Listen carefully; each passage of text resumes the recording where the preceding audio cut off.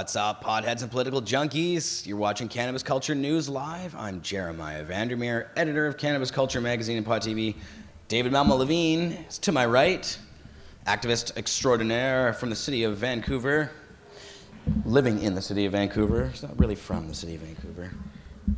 Yeah, well, my dad lived on Vancouver Island, so I saw a lot of it growing up. I'm sort of like an honorary member of Vancouver. That's awesome. You got the stripes. You got your stripes. I've lived here since '95, man. I paid my van dues. I would say you have.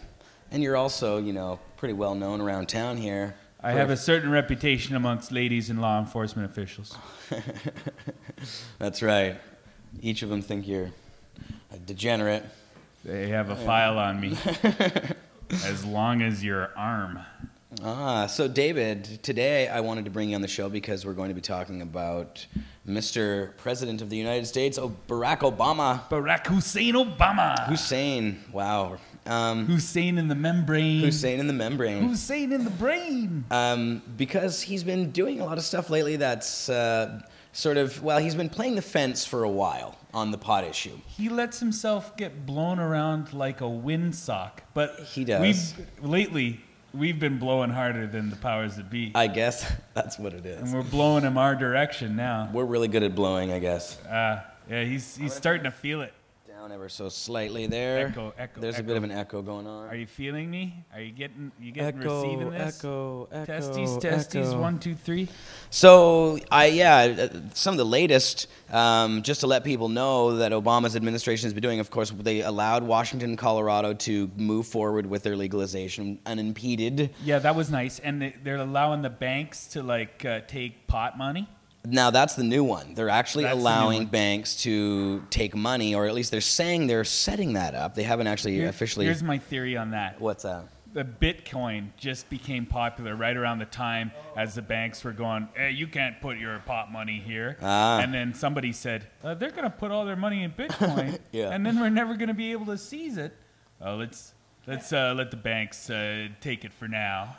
And didn't the CIA or one of those agencies buy all the Bitcoins or a whole bunch of Bitcoins? I haven't seen that. It's possible, but you know what? Steve Hagar, who I admire greatly for turning High Times from the cocaine magazine that it was back into a respectable pot Explain magazine. Explain the cocaine magazine that it was. For the first 4 years of High Times, it was the best magazine in the world. They kind of replaced Ramparts as the premier dissident magazine, and it had wonderful articles about all drugs all over the world, and by the greatest authors, Andrew Weil, William S. Burroughs, et cetera, et cetera. And then cocaine kind of invaded the High Times editorial staff, and then for a few years all you could see were cocaine centerfolds and cocaine this and cocaine that. And we have some of those in the building, don't we? Or you have a wide collection of them. I have a few old of the High Times with the cocaines in them. But then I think people just got tired of that. Cocaine was a harder drug with fewer benefits and more drawbacks than all the other drugs that they were talking about there. Right. And so Steve Hagar came in and booted out the cocaine and the cocaine aficionados and turned High Times back into a primarily marijuana and psychedelics related magazine. That was nice of him. Yeah, and he's written a lot of their better articles and the more subversive stuff, and looking at the shadow government in the Illuminati, that sort of thing. And so he is now saying that Bitcoin is going to be a revolutionary power, a force similar to the internet itself, as a way power will be spread out amongst everybody instead of the hands of a few bankers and chemical companies. Did you see that they just arrested the founders of Bitcoin, the operators of it, for stealing a bunch of, or laundering a bunch of money, basically, to that Silk Road, that illegal Silk Road place? What was it, Bitcoin that they arrested the originators of Bitcoin or the originators of Silk Road? Oh, I thought that they got the Bitcoin guys as well. Both, yeah, both. Both? Right. Well, apparently those guys are gazillionaires and can probably afford some pretty good lawyers. So we'll see what transpires. Apparently, according to some people, the justice system is kinder to the rich and the guilty than the poor and the innocent. Yeah, that has been known to be said before. That has been said once or twice. Yeah. But let's talk about Obama. Let's talk about Obama. We did look this up, and the actual quote from, what was it, the New Yorker? The New Yorker. This is Obama's most recent quotes about marijuana. Well, he said marijuana. He's even talked further about it, but he said that these are the significant pot ones. is less harmful than alcohol. That's right. In its impact on... Yes, we have it here. Oh, yeah. Read the actual Less dangerous, quote. he said, in terms of its impact on the individual consumer. It's not something I encourage, and I've told my daughters I think it's a bad idea, a waste of time, not very healthy. But he said middle-class kids don't get locked up for smoking pot, and poor kids do. Yeah. And African-American kids and Latino kids are more likely to be poor and less likely to have the resources and the support to avoid unduly harsh penalties. See, now this sounds like Senator Obama. Yeah. The Obama that was running to be president, rather than anything we saw from him once he became president. Yeah. This sounds like the early Obama that I was hopeful of, the hope and change Obama. That's right. It sounds like as Jon Stewart recently said, we're in the fuck it stage of the Obama presidency. Yes. I love that stage of any presidency. Now he doesn't have to worry about getting elected for a third term. And he can maybe experiment a little, take a few hits off that freedom thing he was selling. This is the only time anything ever does get done from the president, really. Right. Unless it's like, rolling back any progressive... which happens all the time. Yeah, which is constant. Republicans and half the Democrats. But Obama, it's interesting, he wasn't really a member of that drug-pushing cartel that's been in power since 1980. In that George Herbert Walker Bush, the world's biggest drug pusher ever, was in power ever since Reagan was almost assassinated. Mm-hmm. He was basically president from that point on. And he was in president for 12 years. And then after that, Clinton, which was his bum boy who looked after the cocaine shipments into Arkansas, Mena, Arkansas. Mm-hmm. And then after Clinton, it was W, who was, just a chip off the old block of cocaine, as it were. George Herbert Walker Bush's guy he sent to unload the planes. That guy was president, or Cheney, basically. Right. The guy who cleaned up the CIA's messes. That guy was president, and the Bush clan was in power again for another 8 years. He lost a couple elections, but won anyway. And now Obama, who doesn't come from that group of drug pushers, I think, was just waiting for someone to pressure him into allowing legalization to happen, and that's kind of what happened in Colorado and Washington State. Right, and he kind of said as much through his speeches and in other things that he said. He said, "You guys have to do this." That's right. At the beginning of while he was running for president and when he became elected, I put out an episode of High Society, the last episode I produced, and it was 2 months. I put it just so much hours into this thing. Mm-hmm. And at the beginning of this episode of High Society, which we will provide the link for you forthwith. Well, and we're going to play the clip first of it. The first 5 to 10 minutes of it, and it has a bunch of quotes from Obama about his attitude towards marijuana and drugs and legalization and medical marijuana. And then the last quote we're going to play is him on stage with Hillary Clinton, and he's explaining how Martin Luther King Jr. wouldn't vote for him or Hillary. Martin Luther King Jr.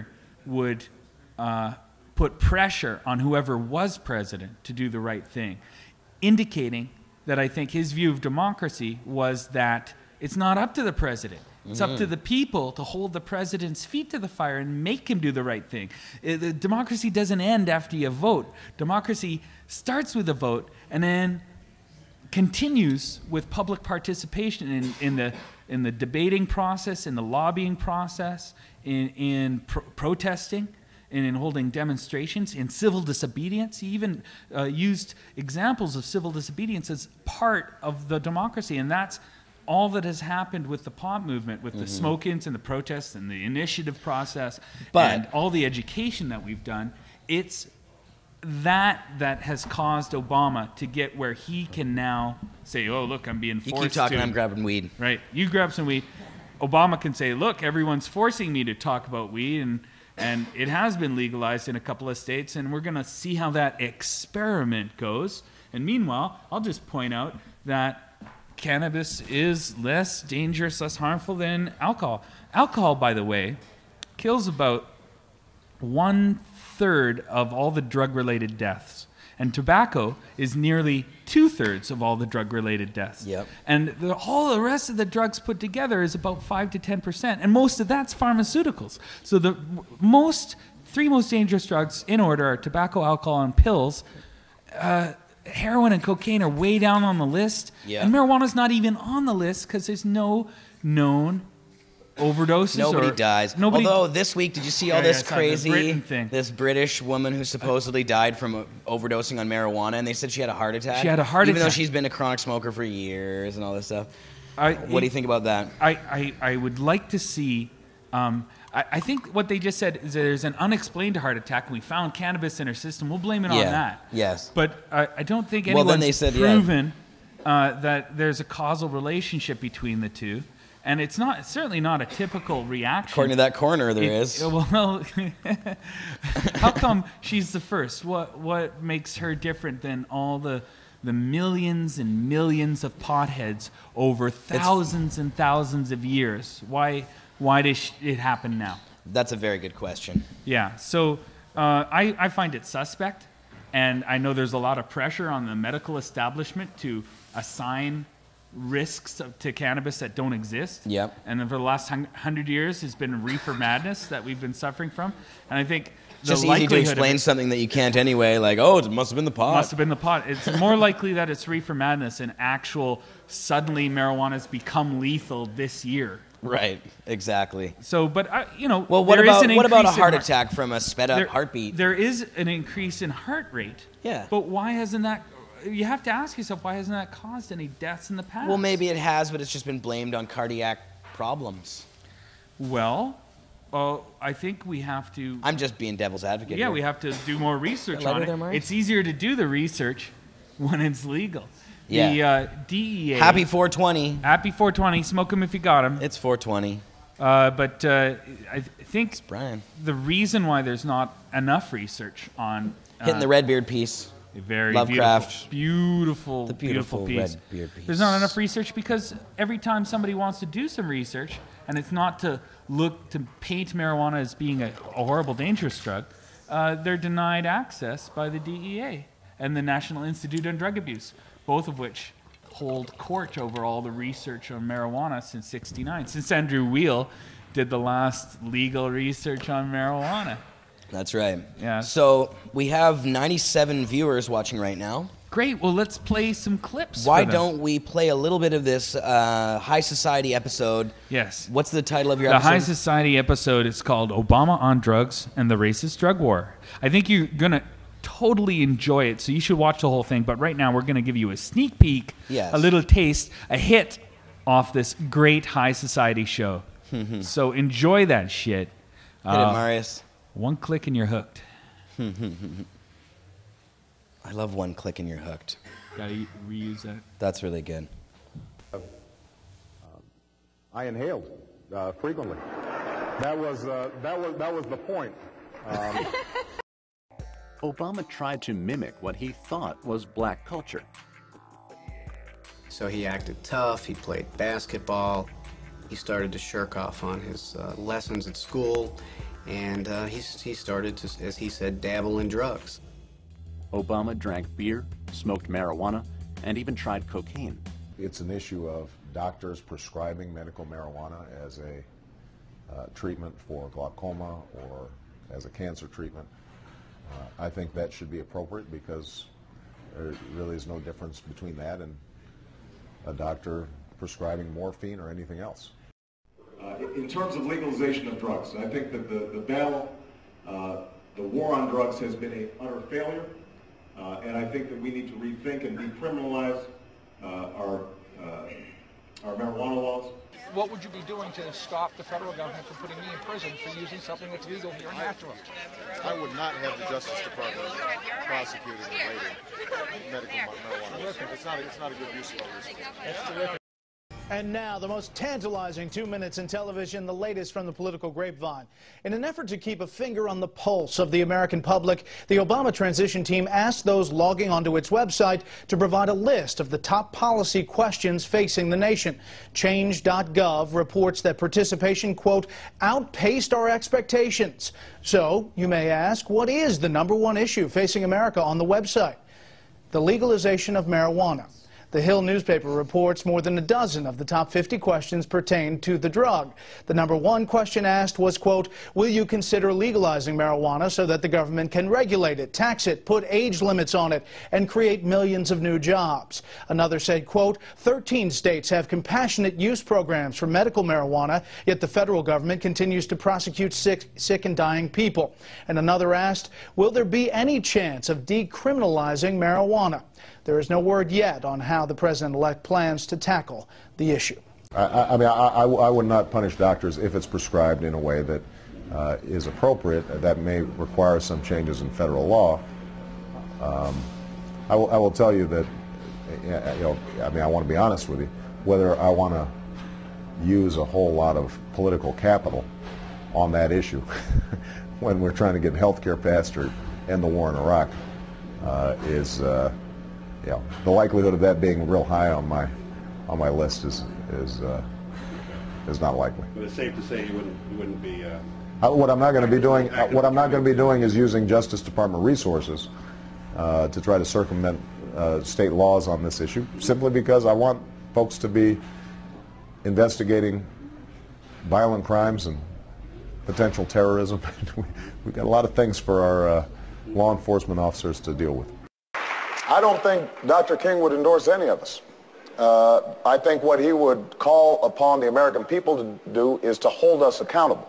And this goes to the core differences, I think, in this campaign. I believe change does not happen from the top down, it happens from the bottom up. Dr. King understood that.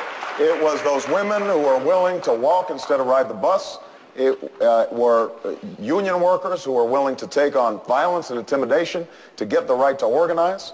It was women who decided, you know, I'm as smart as my husband, I better get the right to vote. Them arguing, mobilizing, agitating, and ultimately forcing elected officials to be accountable.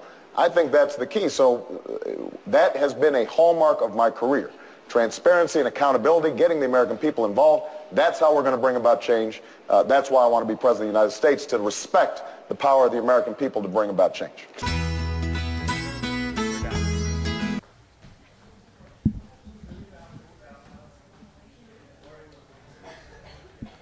Did you flip us back, Marius? Oh, yeah. Right on. Nice. Not frozen. Good. That's nice. Wonderful. So, yeah, that's a good little clip, David. Right. So basically, hopefully the sound was better than it was in the building here. For some reason, we couldn't hear the sound properly. Well, if you could hear that clip, then you would have heard him say that it's up to the American people to hold us accountable and hold our feet to the fire and make us legalize pot or make us do the right thing. And that's essentially what's happened with the initiative process, is that now Obama can argue, hey, I didn't legalize pot, but I'm just not going to raid it, all the clubs that are opening up.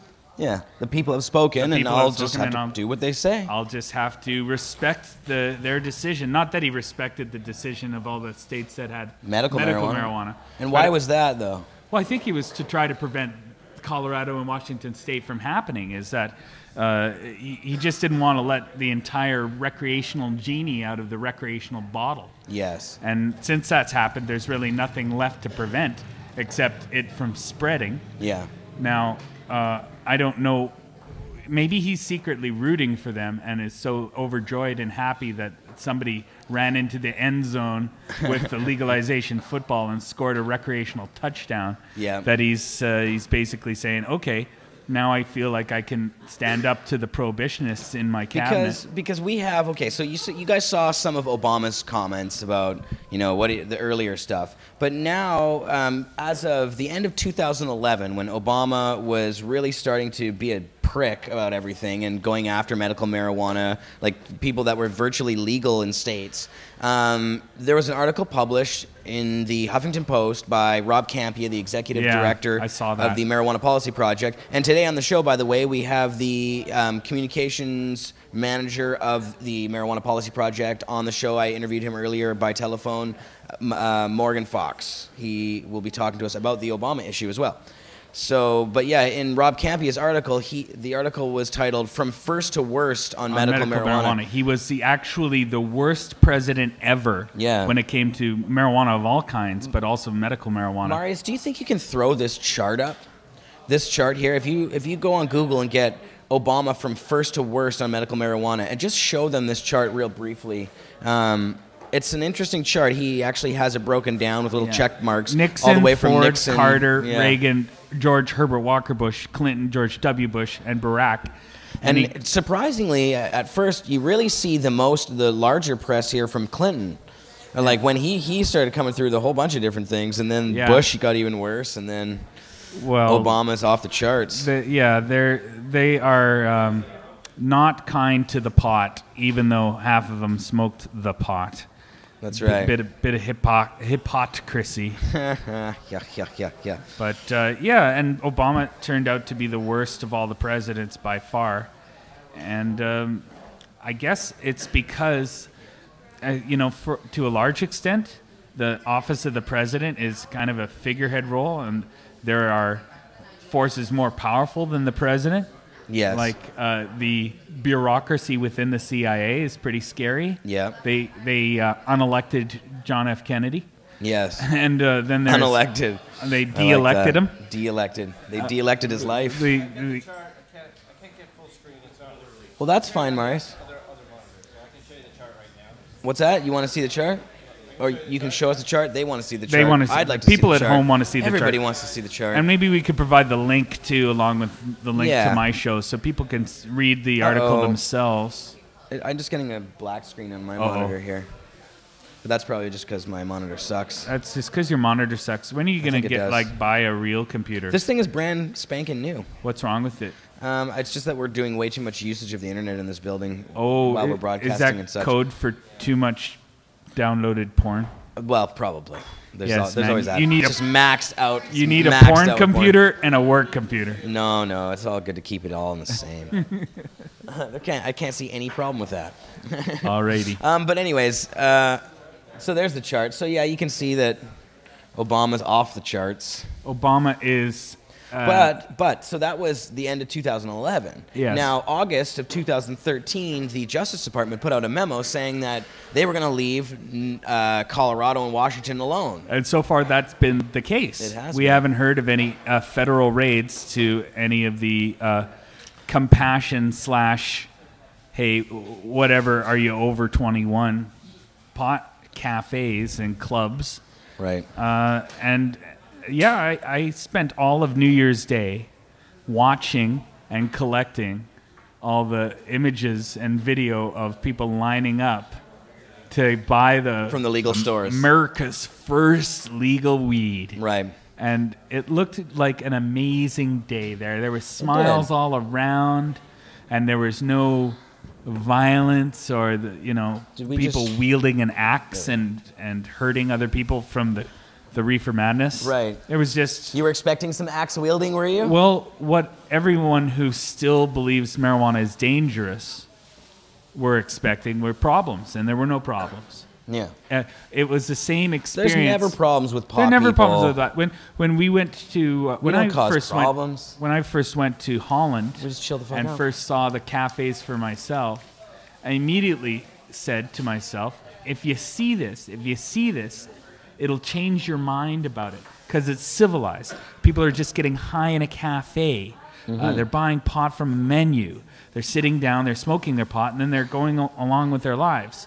People aren't puking or passing out. There's no sometimes. fights. Well, that only happens when you first learn how to do it. But that's if they're dabbing. The Dutch, the Dutch have been practicing since '73. Yes. And they're well versed at their titrating their own dose and getting it right. Just having a couple puffs, enough so that it works, and then going on with their lives, like as if it were a cup of coffee. And so once you see that, it changes you. You never go back to the whole reefer madness thing ever again. You're always in a Holland state of mind from then on. Holland state of mind. And that's now a Colorado state of mind. Yep. Because Colorado is now freer than Holland. In Holland, they tolerate you growing 5 plants, but you're not allowed to grow 5 plants. It's not legal there. In Colorado, it's legal to grow 6 plants. It's not just tolerated. The cops can't do anything about it even if they wanted to. It is as legal as adults being only adults allowed to grow peppermint, but it's still legal. Right. Now, the limit on Colorado growing is on plant number limit, which means technically you're still legal 6, any size. In Humboldt County, they grow in 100-gallon bags, and they grow 10-pound big plants. Big fucking plants. Plants the size of Christmas trees. Right. Plants bigger than any Christmas tree you ever saw. And so I imagine that type of growing is going to become very popular in the states that have plant limit numbers of plants rather than square footage. Yes. Yeah, I agree with you. Yeah. Okay, but let's. I want to get back to the Obama thing because I want to. Right. I want to get through these videos that we have. Okay. So Obama made these comments to the New Yorker. We read some of them, saying that he thinks that marijuana is less harmful than alcohol. Yes. He also thinks that Black and Latino kids go to jail more often for marijuana because they're the ones who are getting busted by the cops. There's more numbers of them in prison for these crimes. Yes. And so it was great of him to bring that point up. I think that comes from his personal experience as a youth who is a visible minority, right, who smoked pot in his teens and witnessed the injustice firsthand. That's right. In the Choom Gang. The Choom Gang. The Choom Gang. That's right, because Obama and his boys back in high school were cruising around in a gang Volkswagen van that was specifically focused on the consumption of cannabis. They had their own vocabulary. They had their own rituals.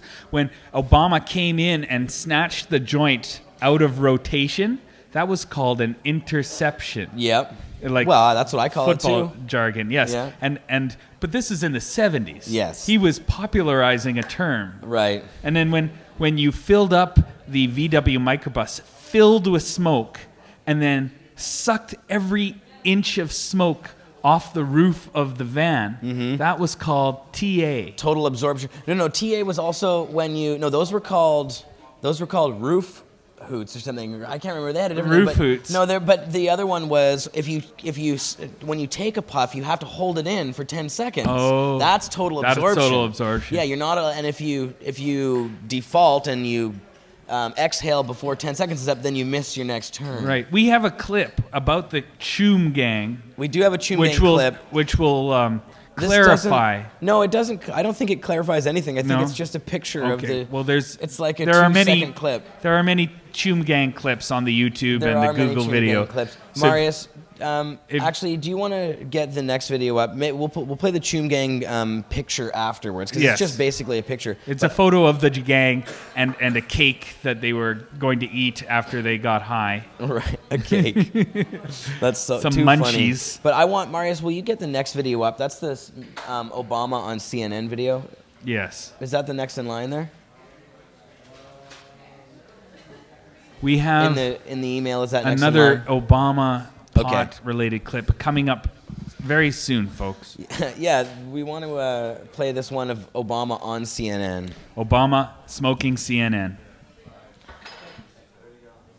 Okay, slap that one on there for everybody. I don't think I'm Another big issue in this country right now has to do with the legalization of marijuana. You gave an interview to the New Yorker's David Remnick, and you said that you thought smoking pot was a bad habit, but you didn't think it was any worse for a person than drinking. Now that contradicts the official Obama administration policy, both on the website of the Office of National Drug Control policy, and also the fact that marijuana is considered a Schedule I narcotic along with heroin and ecstasy. Now, do you think you were maybe talking just a little too casually about it with Remnick and the New Yorker, or are you considering not making marijuana a Schedule I narcotic? Well, first of all, what is and isn't a Schedule I narcotic is a job for Congress. I think it's the DEA that decides that. It's not something by ourselves that we start changing. No, there are laws undergirding those determinations. Would you support that move? But the broader point, I stand by my belief, based I think on the scientific evidence, that marijuana for casual users, individual users, is subject to abuse just like alcohol is, and should be treated as a public health problem and challenge. But as I said in the interview, my concern is when you end up having very heavy criminal penalties for individual users that have been applied unevenly and in some cases with a racial disparity. And I think that is a problem. Over the long term, what I believe is if we can deal with some of the criminal penalty issues, then we can really tackle what is a problem not just for marijuana, but also alcohol, also cigarettes, also harder drugs, and that is try to make sure that our kids don't get into these habits in the first place. And the incarceration model that we've taken, particularly around marijuana, does not seem to have produced the kinds of results that we've set. But I do offer a cautionary note, and I said this in the interview. Those who think legalization is a panacea, I think they have to ask themselves some tough questions too. Because if we start having a situation where big corporations with a lot of resources and distribution and marketing arms are suddenly going out there peddling marijuana, then the levels of abuse that may take place are going to be higher.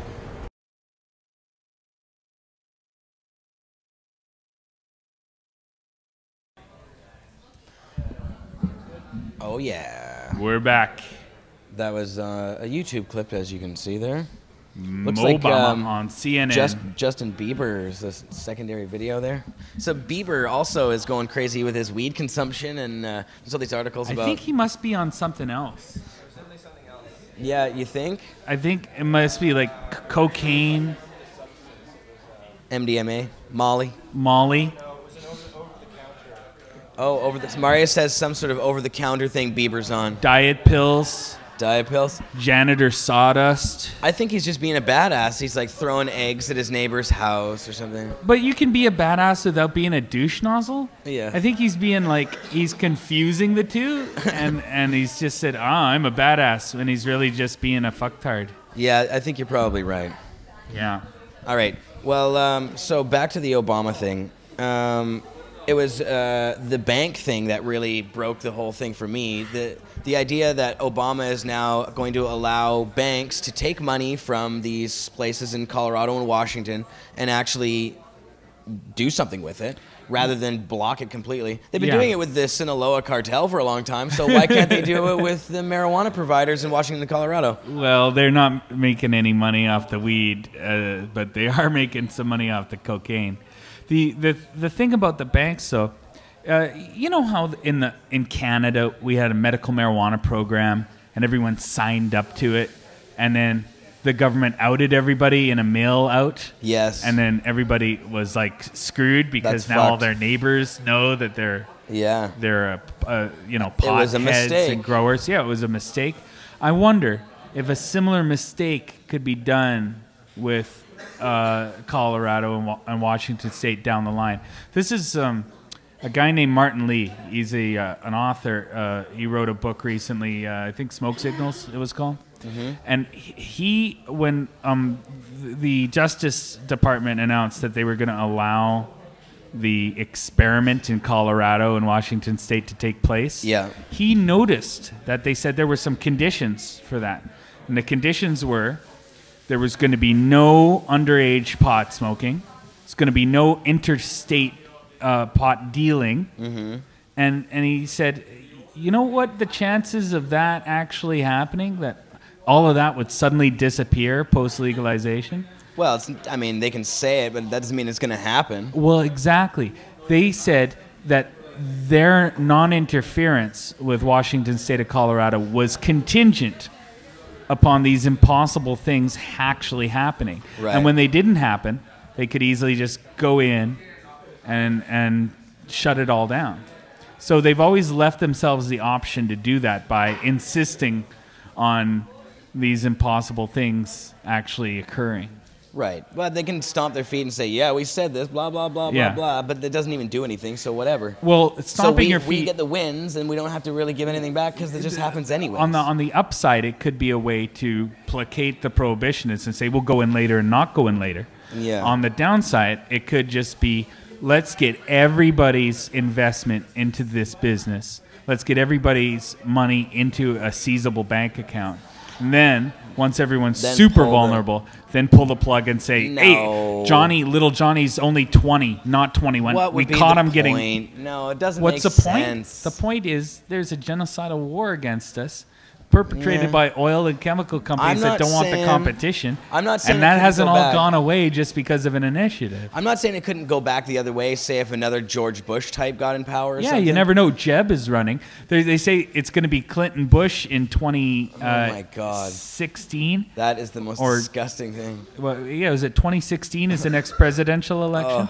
Right? So it's going to be Clinton Bush running against each other, but this time Hillary Clinton and Jeb Bush. No. Yeah. No. Well, who else? Well, yeah, I guess. That's just the so... dynasties. If that's true, and Jeb really does run too, because I saw today him talking about it, him saying, my mom's been telling me for months that she's going to stop bugging me not to run. Oh, Lord So that Almighty. means, that's a funny way of saying that he's going to run. Now, we've been both reading a book called The Conspirators by Al Martin. Yes. Who outs the Bush family as being not only some of the world's biggest drug dealers, the world's biggest drug dealers that anyone has ever seen, but also the world's biggest fraud artists.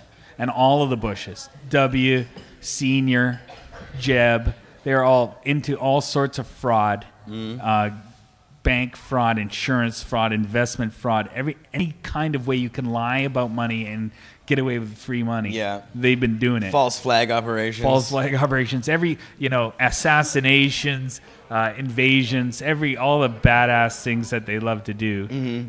The cloak and dagger bullshit, bombaclat, spook show. But, and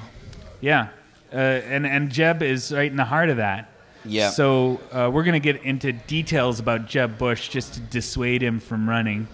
Do our part. We should. Yes. That's coming up in future shows. Now, I wanted to play one more video here. This is the one about the banks. This is Holder talking to a journalist about the situation with the banks. Marius, can you get that one up? And then afterwards, we'll show you a Choom video, a photo of the gang. A photo, yes. Yeah, the bank one. It's not that one. Bank. On the other bank. Yeah, so I think this is pretty significant, though. Yeah. So whether you think it's all just they're creeping, collecting information, and then springing it all on you later kind of thing. They're going to be entrenched. It's going to be set up. If they do something like that, there's going to be a hell of a lot of lawsuits. Hey, in the history is filled with examples of scapegoats being lulled into a false sense of security. Well, and the example you used to sort of piece that together was the example from Health Canada here, that mail out. Well, you know how much money they're paying out for that and stuff? It still has destroyed the grower community and allowed for this cartel rich grower MMPR community to just go in and snatch up. The grower community is destroyed anyway as of April 1st when they get rid of every single grower in Canada. Conroy is getting his thing filed, his constitutional challenge filed tomorrow, I hear. So let's hope that John Conroy can put a stop to that before it goes through. Yeah, that is happening. But look at the Jews, man. They said we're gonna get you workout. I'm looking at one. Look at the Jews. Look at the Jews, for example. The German government, the Nazis, said, we're gonna get you, some workout east. Put your money in here. Just wear these yellow stars. Identify yourself. Come out of the closet and be David, I think vulnerable. It's a bit of a stretch to equate Washington and Colorado's legalization to but Holocaust, the Bushes might get into power again. Right. And let me remind you what Prescott Bush did in the 20s and 30s.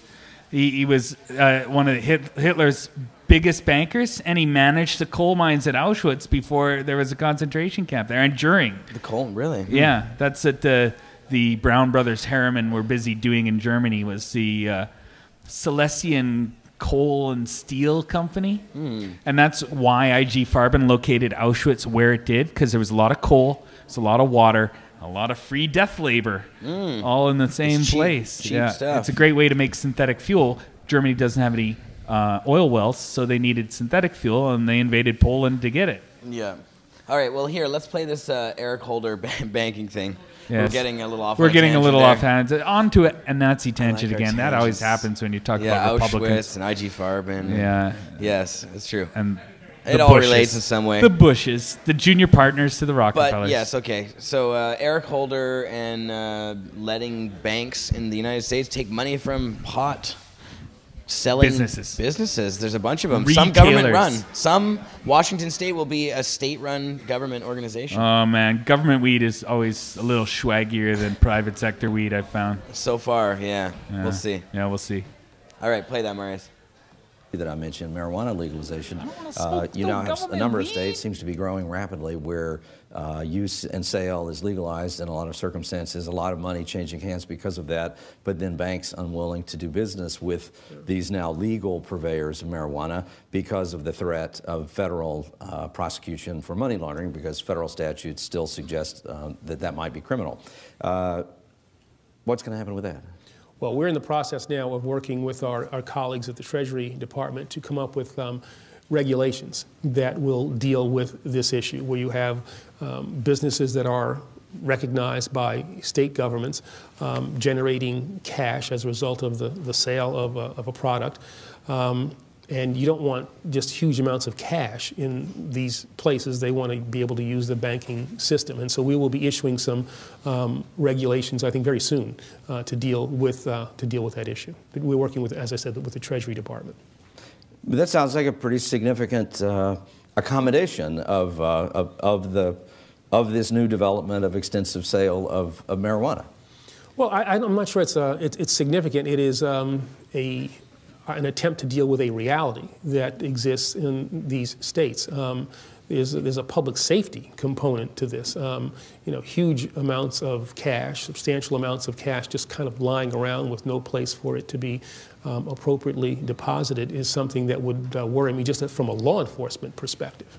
But it wasn't that long ago, if I recall correctly, that the administration actually expressed concerns about some of these early state legalization moves and wasn't willing to say even that there might not be federal law enforcement applications even around the sale in some of the early part of this process. So this sounds like or is this an evolution of the position of the administration around an inevitability around the legalization of marijuana? Well, we've said pretty clearly that we are going to continue to enforce the Controlled Substances Act, but we have 8 factors that we have laid out that will trigger federal involvement. For instance, where violence is used in the sale of illicit drugs, where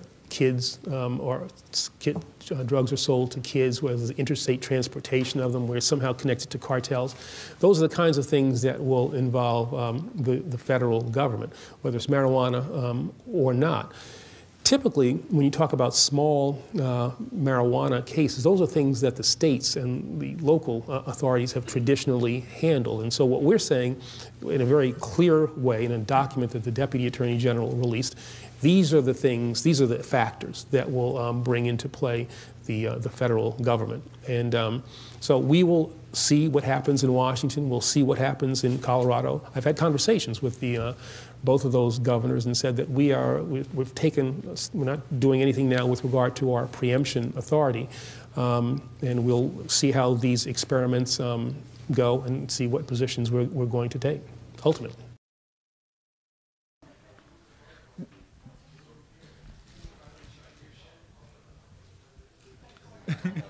We're back. Nice. I was going to take a picture back. The sublipus for blasting through your crowd chakra. So this thing is just insane. Enrico, you're going to have to come over here and explain this thing. Because it's just off the crazy Enrico, hook here. come and work the puss. Wow, this thing's pretty cool. This one's got the cage around it. So this is a sublimator. That's more than a sublimator, I guess. Are we on? There's a few. We are on. All right. Yeah. Get in there, demonstrate. Enrico. I brought the fat boy with me also. Oh, nice. Oh, excellent. Haha. That one looks like it's ready to go. Whoa, yeah, well, not there. It's already full. We need like some Vanna White demonstration. So. Hand model. I need a hand model. You need some lights. Wow. So 1, 2, 3, 4, 5, 6. Or is this 5? 5. Just 5. Five hoses, but also I have an extension. I'll show you right away. This is for 5 guys, but if we find someone that is game enough this week, I have an extension to just do like this. Oh, yeah. You know what I'm saying? I see. It's just for the bong, like a straight up bong in the center. One guy does the 5, so you can do like 5 double deckers. You know, like you put the weed first. And Oh, you can Jesus actually, like, Christ. So 5, wow. You should dab yourself. Wow, that's pretty crazy. The choke is down here. Yeah, oh, there's a choke on the Yeah. bottom. So Wow. nothing has to be lift at no time. And so each one of these different things would just plug into a different in a element. different one. Right, and this one has the cage around it. This is the example of how the cage looks now. So much there. I like the new cages. They're very Yes, small and so tight. okay, let me just show you what they're. I should have bring it. Hello, Clarice. David, you should put it on your face. It's not an aesthetic thing. It's a thing that is built for only one purpose: is protection. I would say it has some aesthetic, beautiful qualities to it, some aesthetic beauty. You like it? Oh, it looks very nice. I like it a lot. I thought it had some gross type of edge to it. No, but, no, you I know, like it. it's No, here. gross. I don't know how to say Yeah. it. No, I like it. That's the French in me. Kind of an armor look to it, a medieval. It is kind of medieval. Yeah, the Iron Lady. Yeah. No, I like it. Looks good to me. And on the new model, you don't have to like keep it on. You can just have it like this, Mhm. and all you got to do is put your cartridge, put it in there, and from nice. the center, you just screw it on. Oh, So when you buy nice. your Sublimator, you will have a cartridge. You will have there you go, your cage inside Mhm. to protect you. But if you don't like it, well, you can take it off. It's your thing. Cool. But we are giving you a cage. Getting burned. Yeah. It's a safety feature. It's a safety feature. When you're too high Yeah. to watch your fingers, we do it for you. That's right. Yeah. Just like this. Yeah, it's all made of stainless steel too. And this thing's solid. And so Yeah. is that other one there that you Did had. you try lifting it up with No, one I hand? did One not. hand for fun. Hand. Oh yeah. You see? baby. Wow, that thing's a unit. Take 10 hits a day on one side, 10 hits on the other side, and you get some guns after that. reps. And how's the airflow? Wow. That's very cool. We're going to fuck. And I got this little fat boy that I brought here today. Aha. And so now this has you should show off the little yes. heater element. All right, let me show you this. Get a little closer to the cam. It's got your logo on it now and actually a cool dial. It's got the different settings. Now Sublimator, may I? Okay. Now Yeah. Sublimator works on 36 volts, so there's no direct current. It's 36 volt. We go through a transformer, a little transformers. That's how you call that? Yeah, the transformer.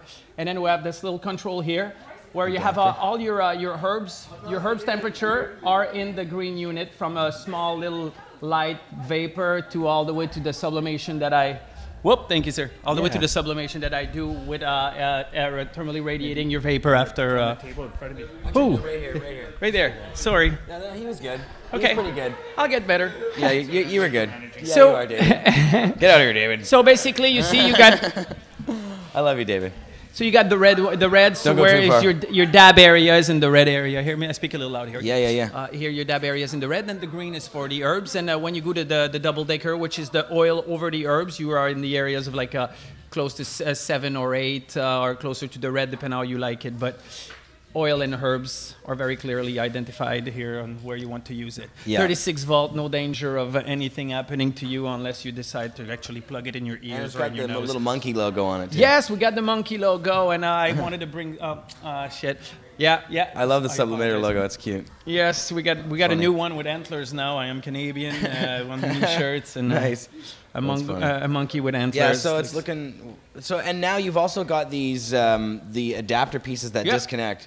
So now what's good about the Sublimator is you guys remember we used to have the Apollo. The Apollo used to come in one big piece with the handle and everything. So now they're the new XLR series, XLR 2.0. You can just buy the control with one piece, with one Apollo, and eventually, like down the line, you decide you want to have the Dab Master. You can just buy the Dab Master, which is 50% for dabbing and also vaporizing. And then down the line, you're like, all right, you know what? I'd like to get. Can you get me the? I'd like to have the titanium hammer, so I also have the hammer. Could you give me the hammer from these things there, please? Yeah, so basically it's interchangeable, so you don't have to turn it off or nothing. You just like unplug, plug, and there you go. Now it's this one running. Yeah. Done. And I have, oh, thank you very much. And this is my new hammer. Awesome. This new hammer is coming out next week. It's a little bit different. It actually has a better of vaporizing and sublimating power It's than got like the other a trough one. around We the got edge more, of yeah, it. we got more vortexing after the initial contact and the initial refinement of the Nice. the vapor. Cool. And it just plugs right in? Yeah, you plug it right in. So like you go just right here and boop, this thing is on. Yeah. Now we have a 1 hour timer. It is on overrideable. You cannot override this thing. It will turn off on its own. Yeah. And if it does turn off, it will not turn back on where it was. You will have to turn it back and bring it for safety feature where you were. Yeah. Well, I'm having a hard time speaking. I'm all nervous. I can use so fast. Maybe you need to Gotta hit out zen of the myself Sublimator. out. Yeah. You got to take a big puff, my Yes, friend. I will. That's how it's done. We're not smoking enough, I don't think. So let me bring that. You want to keep it next to you like this? How much, says Free Pot now in the chat? How much for which one? For that big bad boy or for the? Well, this how much thing? for either of them? Give us the now range you can here. get the Sublimator adapter Bong for $550. It's the new XLR 2.0, same price that the other one, the V1 was. Now the V1s is going down in pretty much all the shops because of the XLR 2.0. And what does that come with exactly? It comes with the bass control, a stand, an atomizer, and an atomizer adapter that goes in the 14 and in the 18 also. And it comes with your bass control. And that bass control works with any one of the other units. Let's say you want to have the Dab Master fully titanium in a month. Well, you can for like $190 up to $225, depending on which one of the units you want to get. So you could just buy this one and plug it to your control, so you don't have to rebuy a control every time. So it's just like for... How much for the big one? There's no price for this because I can't calculate this. I mean, cheese and rice. I mean, could you imagine how much? This person is asking how much for the big one. Well, if you consider, Would you sell it if somebody wanted to buy one? Well, we would have to just break down how many parts, how many sublimators are there, because it works with 5 controls, and they're all individually. It's a control of 5 that are all individually, each one of them could be at their different temperature and all. Right, of course. We're actually have these new control for the dab bars. The dab bars are going to be able to have. We have new controls that stay on 12 hours, and it's 4 control for 4 different machines. So you can have a tie nail on one, you can have a sublimator on this one, you can have a dab master on that one. Cool. And then you can control them individually. So that's good for the bars and stuff. A dab bar, there you go. Wow, that's very cool. Good for any of the dispensaries, maybe if they want to give out to their patients or something. No. Want to do a dab? So oh hell yeah, I'll do a dab. So if people do want to get a hold of one of these big things or anything else, they can go to sublimator.ca. Yeah. Where you guys sell all your products directly through that website, don't you? Yeah, sublimator.ca. You got Planet Vape that has our product also, and here in Vancouver, in Amsterdam, the only place you can find it is here at Cannabis Culture, and we got another shop down over there that on the other street that has it. But here is in Amsterdam, only Cannabis Culture has them. And can I see the other shop names? Is it okay? Oh yeah, Ignite also has the others. So there's only 2 guys here in Vancouver. Oh no, please do say everybody. And it's Oh, we like those so guys. if you need the 2.0, XLR 2.0, Cannabis Culture downstairs, they're loaded. Ignite has them too. There you go, Ignite. Are you ready? Yeah. Let's pass that to you, sir. So that's the fat boy here. So it's here, quite it's a stronger. 1, 2, 3, go, sir. That's the Dab Master. It's on low temp, so.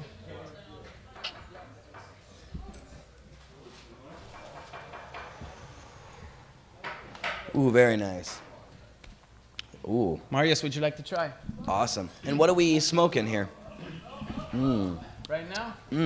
It's Nice dab. It's kind of a mistake. It's good. It was great shatter, but then I put it in I have that beautiful oven, that purge oven, and I'm like, there was an hour left to it. I'm like, okay, one left hour, and I crashed for like 6, 7, 8 hours. Oh no. So it got a little you fell asleep. Yeah, it got a little sticky. Overdone? A little sticky. But it tastes amazing. It does taste very good. It's thick. Take this there. Okay. I'm just gonna put this here. All right. 1, 2, 3, sir. Go hard at it. I want to take a picture of this crazy thing. I'm taking one. That's what you got when it's a snowstorm outside and you got nothing to do in Quebec City. Is the shit you come up with. Yeah, I guess so. If you're crazy, I guess also. So like I said, 36 volts. Yeah. I love this Sublimator. Thanks. Yeah, it's a vaporizer. So for anybody who doesn't really understand the product, why don't you explain what's happening here? Okay. Give them the quick version. Real quick.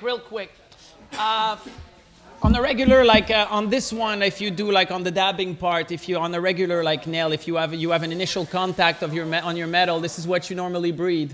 Well, us, instead of delivering this to you this way, we make it go through these little holes which are inside of entrapped between 250 grams of mass. And these are actually radiating thermally each one of these little droplets like this that you see coming out, and actually like refining them into smaller particles, making it easier for your body to absorb. Nice. So this is what I say happened here. Yeah. That's my foot. That's your foot. Going down. There you go. Sorry. So yeah, well, and it gives you a pretty wicked. It's like taking a whole volcano bag in one puff, essentially. Well, right now we're doing the oil, but if I bring it down to the herb level, and you know how hard this thing hits with the herbs, it's. Yep. So we could do this also if you want me to, or. Yeah, when you put weed in it, it's like it's basically like I put about the same amount of pot in the volcano that I do in the Sublimator. I guess you don't even really need as much. Yeah. In the Sublimator, you don't really need to put that much in. Because you can, I mean, it's getting a lot. Yeah. And you seem to get more out of the weed. So the product that you're left with has almost nothing left of it. Like you couldn't put this in the volcano and get anything out of it. And get another run after? No, I don't think so. No, but you could take the stuff from the volcano and put in the Sublimator and you'd still get something out of it. I would have never said it, but that's coming true, out though. of you. Yeah, no, that's very true. Take it. Yeah, it's true. Absolutely true. Would you imagine me saying that? Little controversy, maybe. So that's Enrico. I don't know if we want to talk about that, but there's been controversy before and stuff because there's some Subla haters out there in Of course. But like it's pretty obvious that your product has been accepted. You won a Cannabis Cup in Amsterdam. Yeah. So, you know, there's people like your product. We have video of Wiz Khalifa using the Sublimator and getting super high, and he's like, I've never been as high in my life. Yes. And he kept it on his show. He kept it on his video like a good 4 minutes. I think they're hitting that machine. They're laughing how high they are, Getting so high on the Sublimator. And so it's, you know, I'm happy for you, man, that it did you're having the success now that you deserve for this one because you put a lot of time and dedication into it.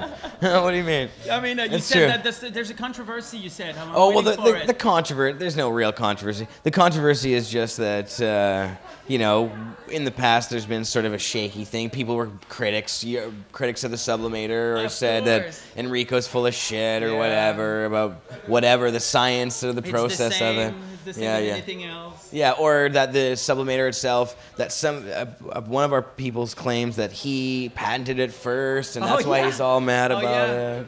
Tell him to say his name if he says he did it himself first. I mean, if he patented it himself, this guy is my favorite. I mean, this guy is my biggest fan, actually. That guy that says that he's in every forum trying to.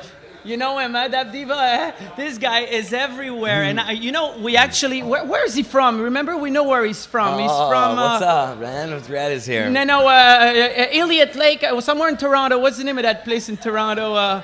It's an Elliott Lake. Rascalz in the house. It's a nice place in Toronto. Anyway, he's from that area. And, oh, what?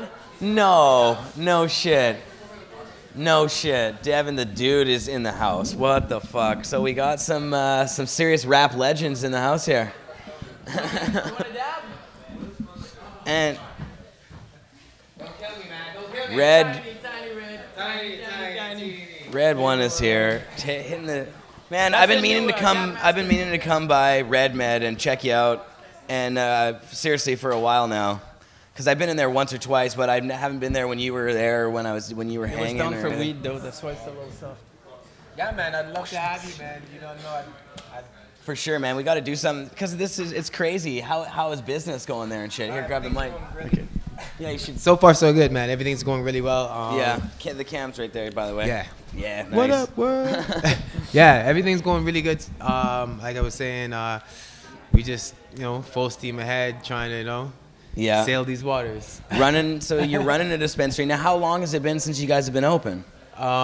We've been open for since June, so I think that's what 9 months now. Wow. So you've been going for a while now. Has there been any problem at all in the city here, Vancouver, for you with the police or with anybody giving you guys any trouble? Well, for us, we're the only ones that's kind of in a strata building. Yeah. So we always have our landlords going on with trying to win over, because you have to win over like pretty much everybody. It's like a democratic operation of all your neighbors and stuff or something, right? Or like all the people that live in the same area or something. Yeah. So so I have I'm surprised that you guys got in there. Yeah, that's what I'm saying. That alone was a feat in itself. But we've won over quite a bit of the people that stay in the building, and they're actually have turned into fans of ours and stuff. So it's really cool to really just see the transformation, you know what I mean? As minds change, as guys like Sanjay Gupta are going on CNN and actually letting the masses know, you know what I mean? Not us, but the actual, the soccer moms and the whatever. It's really starting to get out there, what really is going on, you know what I mean? Oh yeah, man. Yeah. Well, our show today we're doing on Obama and all the latest stuff that's been happening down in the U.S. with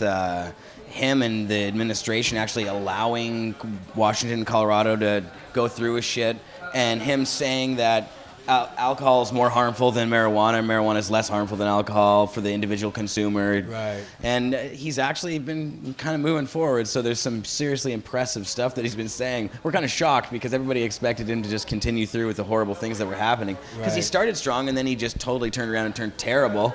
And then now he's turning it back again. So it's pretty exciting to see it. Now they're letting banks, they're going to allow banks to process from the pot stores in Washington and Colorado. Right. So, if Canada, right now we have the opposite thing happening. Well, they have this new MMPR system, and where they're, doing a mail order system.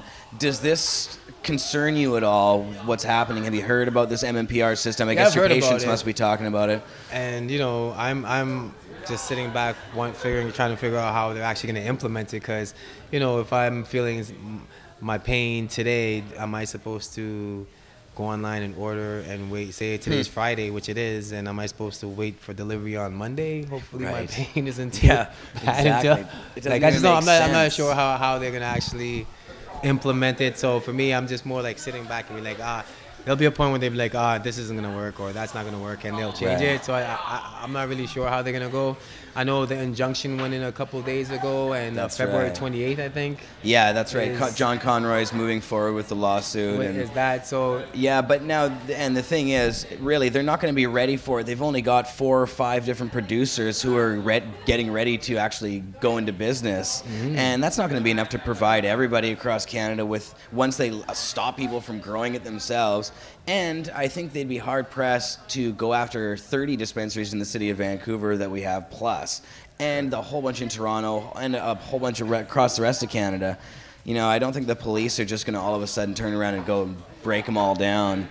So I think we're going to do okay. Definitely what they would say is a conundrum. Yeah. I don't know. That's what I'm saying. I guess we'll have to see what happens. But going down, yeah, it's always, and that's the fucked up thing about it being in such a gray area, is that you never really know. And it's ballsy of you to put it on the line and be able to throw shit down and actually invest in something that they could just snap right fucking out of your hands anytime they want to.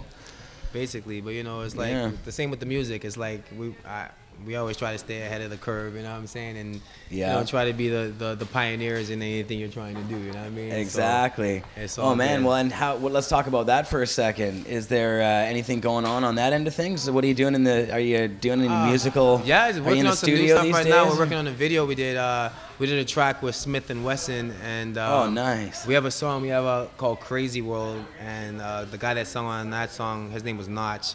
So on this song is us, Smith and Wesson, and Notch, and we're actually shooting a video for it. And so we've just been working on that, but just been working kind of slow because boot camp, they come up to Vancouver sometimes. all the time. Yeah, so we shot the video last time they yeah. came in.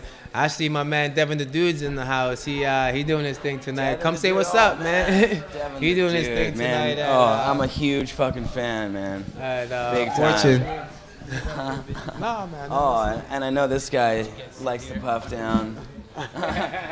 Unless he's singing about it. What's up, man? Oh, man, I'm a huge fucking fan. So, Devin the Dude. So, and this guy, you're like one of the legends too, man. Like, you're hanging with Snoop Dogg and all these guys. I have an Up in Smoke DVD that just plays heavy rotation in my DVD player all the time with you singing to me on it. So, oh, man. Cool. Yeah, cool.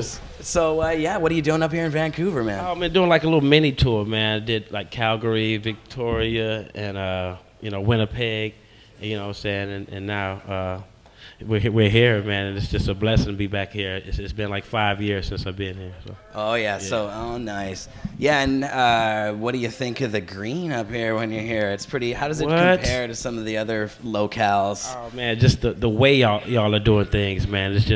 It's not really no comparison, man. Y'all been doing it for years and years, and you know what I'm saying? I'm just glad to see other cities and states trying to follow suit and, just recognizing and realizing that it is a medicine, and, you know what I'm saying? Yeah. We got a lot to gain from it. Yeah, exactly, man. Well, on the show today, we were talking about some of the changes that are happening down in the United States. Here in Canada, we're falling behind on things. Like Washington and Colorado are really pushing through. And, I mean, all across the United States, you see medical marijuana, real programs. There's more medical marijuana dispensaries than Starbucks in some of these cities and shit. So, and unfortunately, we used to be on the forefront of some of that up here. Right. And now it's the exact opposite. We are going the other way. We're getting thrown in jail now. They have mandatory minimum sentences for growing 6 plants. Same shit you're doing legally in Colorado now. So, wow. Yeah, we got to turn that around. Hopefully, we'll start to act like you guys, man. But yeah, so you're doing a show. Where are you performing here at Fortune SoundCloud? Yes, sir. Be at Fortune tonight, man. Looking forward to it. You know what I'm saying? Excited about it. Nice. Yeah, and I guess does that tour continue on after this? Is this the last of it, or is it where you going? Yeah, just like a week. We just was here for a week, a little small mini tour. You know what I'm saying? But we will go on tour in April. Around 420. You know what I'm saying? And hopefully we can add some more dates and come back up here, you know what I'm saying? So well, we do organize. So I'm wearing right now, it's a funny thing you mentioned that, the Vancouver 420 t-shirt here. And I happen to know the organizers. I'm one of them. And so we actually have a big, huge show here. 30,000 people show up in the center of Vancouver.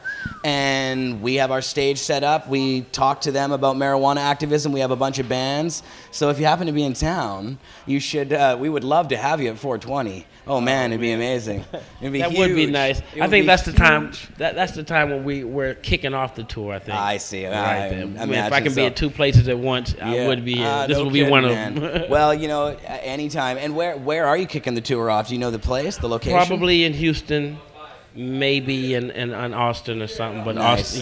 Austin is real big on you know what I'm saying. That's right. Well, maybe they'll be having their big 420 thing there anyways, right? Yeah. So because that's going all around the world now too. We do a lot of that here, but it's all over the place. Like Denver has a big, massive, huge shaker on 420. Right. They like outside their Capitol building or whatever it is, or their government building there. Yeah. So. What about herb in the music biz? I mean, is it just everywhere, all over the place? Is there still like stigma anywhere in there? Is it just totally acceptable everywhere? Like you guys, obviously Snoop, and even going back a little further than that, Dre in '92 taught The Chronic. That's pretty groundbreaking. Cypress Hill and shit. Right. That's the first of that really in the music biz. Before that, it was like, you know, in rap even, Dre was saying shit like, I still express, you know, there's all the old shit, right? So it was harder to talk about that shit. Is it totally easy to talk about that shit now? It's way, way more easier now. It's more of a trend now, actually. You know what I'm saying? It's more of a market now, actually. Right. You know, which, you know, it really wasn't at the time. We just really said and rapped about what we was going through and what we was doing. And, you know, marijuana was a big part of it, you know what I'm saying? And, yeah. You know, and a lot of times we sang songs that wasn't really about marijuana or weed or whatever, but certain lyrics inside the song will make people just think, hey, that's about weed. And, you know what I'm saying? But well, now it's real cool. It's real cool, I guess, to talk about it, and hopefully that'll ease some of these states to help us, you know, move ahead with legalizing or at least decriminalizing in a lot of states. For sure. Oh, it undoubtedly has had an effect on the public's view of it. You know, when you turn on the TV and you see, you know, people talking about weed on MTV and everywhere else, it's hard not to start to accept it a little bit more, you know? Yeah, for sure. Yeah, well, and let's just hope that continues. You know, it's easy for it to sort of, if the wrong governments get in power, things go the other way too, you know? Yeah, we've been getting a bad rap for a long time. We've been getting a bad rap. So it's now time to tell the truth and let it be known that it's more of a positive thing to do, you know, more of a medicine than it is an actual drug. So, you know what I'm saying? You know, hopefully the eyes are open pretty soon. Well, and that's the thing is, there's a lot of people. Do you have a lot of buddies who have medical cards? Are you a medical user at all or anything? I don't know. Well, I live in Houston. I live in Texas. Right. Oh, man, right. that is so hard to. It's not. That might be the last state to get on board, man. But hopefully Difficult, you know what I'm saying, man. Hopefully it'll come to pass. Yeah, it just takes time, man. It takes time. Shit, I'm surprised the alcohol's even legal there. You know, no. No, they love their booze though. Yeah, and guns too. If you can pack a gun, you might well can pack a quarter ounce of weed or something. Well, and that's the crazy thing that, and even Obama now has just come out and said that alcohol is obviously more harmful than pot. You know, alcohol has all kinds of problems, but the answer isn't just, you know, making something illegal. Football, you know, all these guys have brain damage and shit after playing football. You're not going to make football illegal because people get hurt by it. Right. So, you know, it's crazy shit. Yeah. Well, cool, man. That's dope having you on the show, man. Seriously. All right, man. Much love, man. My pleasure. Are you hitting the bong? Do you want to hit Duchess? You know what? Oh, shit. What's up, Duchess? Hey, baby. Duchess. I should know. Shit. This is Duchess. She's one of the co-hosts of the show here. Hey, what's up, Duchess? You tall, fine motherfucker. Yeah, here. I'll grind up some goodies here for you. Yeah, she's my friend. Yeah, she's cool. She has a friend who was here before that bit the dust, and she's kind of replaced her. This is one of the last of her kind that are available, I think. They don't make them like this anymore. Wow. From High Guy. It's a Canadian bong company. She's tall. Long and tall. But she's got a big ass, too. Yeah, she does, man. Round at the bottom. You know what I'm saying? Ow. I'll get you a lighter, too. Okay. This one here. There you go, man. Oh. Yeah. Yeah, I don't know if you need a hand. You got her there. Oh, yeah. Get a shot there. Boom. Yeah, we'll give you a dab after that, too.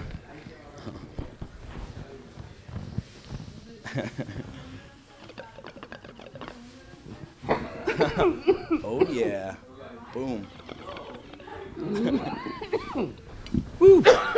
Duchess and Devin the Dude. Yeah. Oh yeah, please do. Enrico's on the dabs here too. We got this really nice stuff. Oh yeah, here, I'll take her. Beautiful. Nice. That's Duchess. You ever tried a Sublimator? Later, Duchess. Yeah, so Enrico, this thing has got here, could you mind moving this out of here, this crazy predator-looking thing?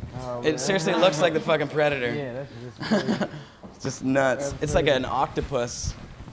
That thing does 5 dabs at once, though, or something? Just suck hard. One, That's what he says to all the rappers. You gotta go. Do it. Suck hard. There you go. Enrico. A little harder. There you go. Keep going. Keep going. Yeah. This thing, the Sublimator just won a Cannabis Cup in Amsterdam. And I gotta say, Enrico was nice enough to bring me to Amsterdam with him. We were chilling in Amsterdam together at the High Times Cannabis Cup. It was pretty fucking amazing. Boom. There you go. And that's some more of that like shatter or half whatever it was. Yeah, that was shatter, but sap, more sap. Whoa, yeah, nice. Sappy. Delicious.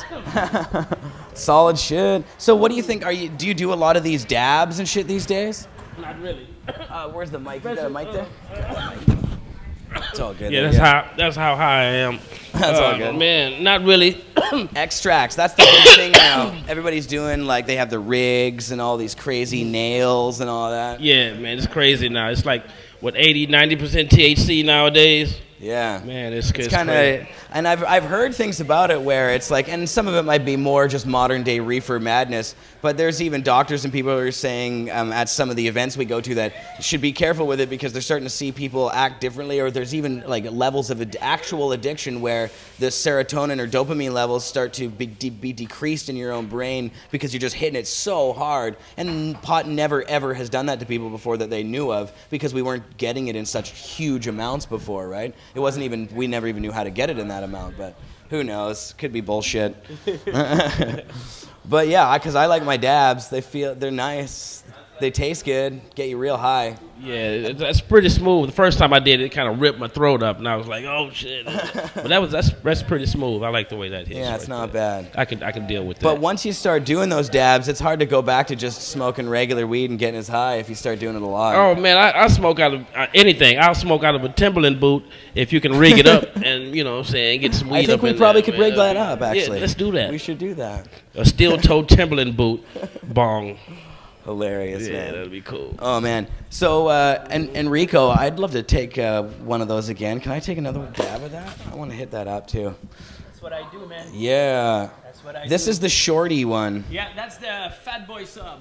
Yeah, this thing is cool, and you can put weed in it, and you can hit okay. This one goes shit at the same time. And with, no, that's innovative right not. there. That's cool. Like I knocked it down. That's why. It's all good. Everything is far. You ready? Yep. Hell yeah. 1, 2, 3, go, sir. Hasta luego, señor. Oh shit. I made that 5 years ago. That's where it started. This 6 thing? years ago, yes. Wait, is this one you were telling me about that was like a campfire thing?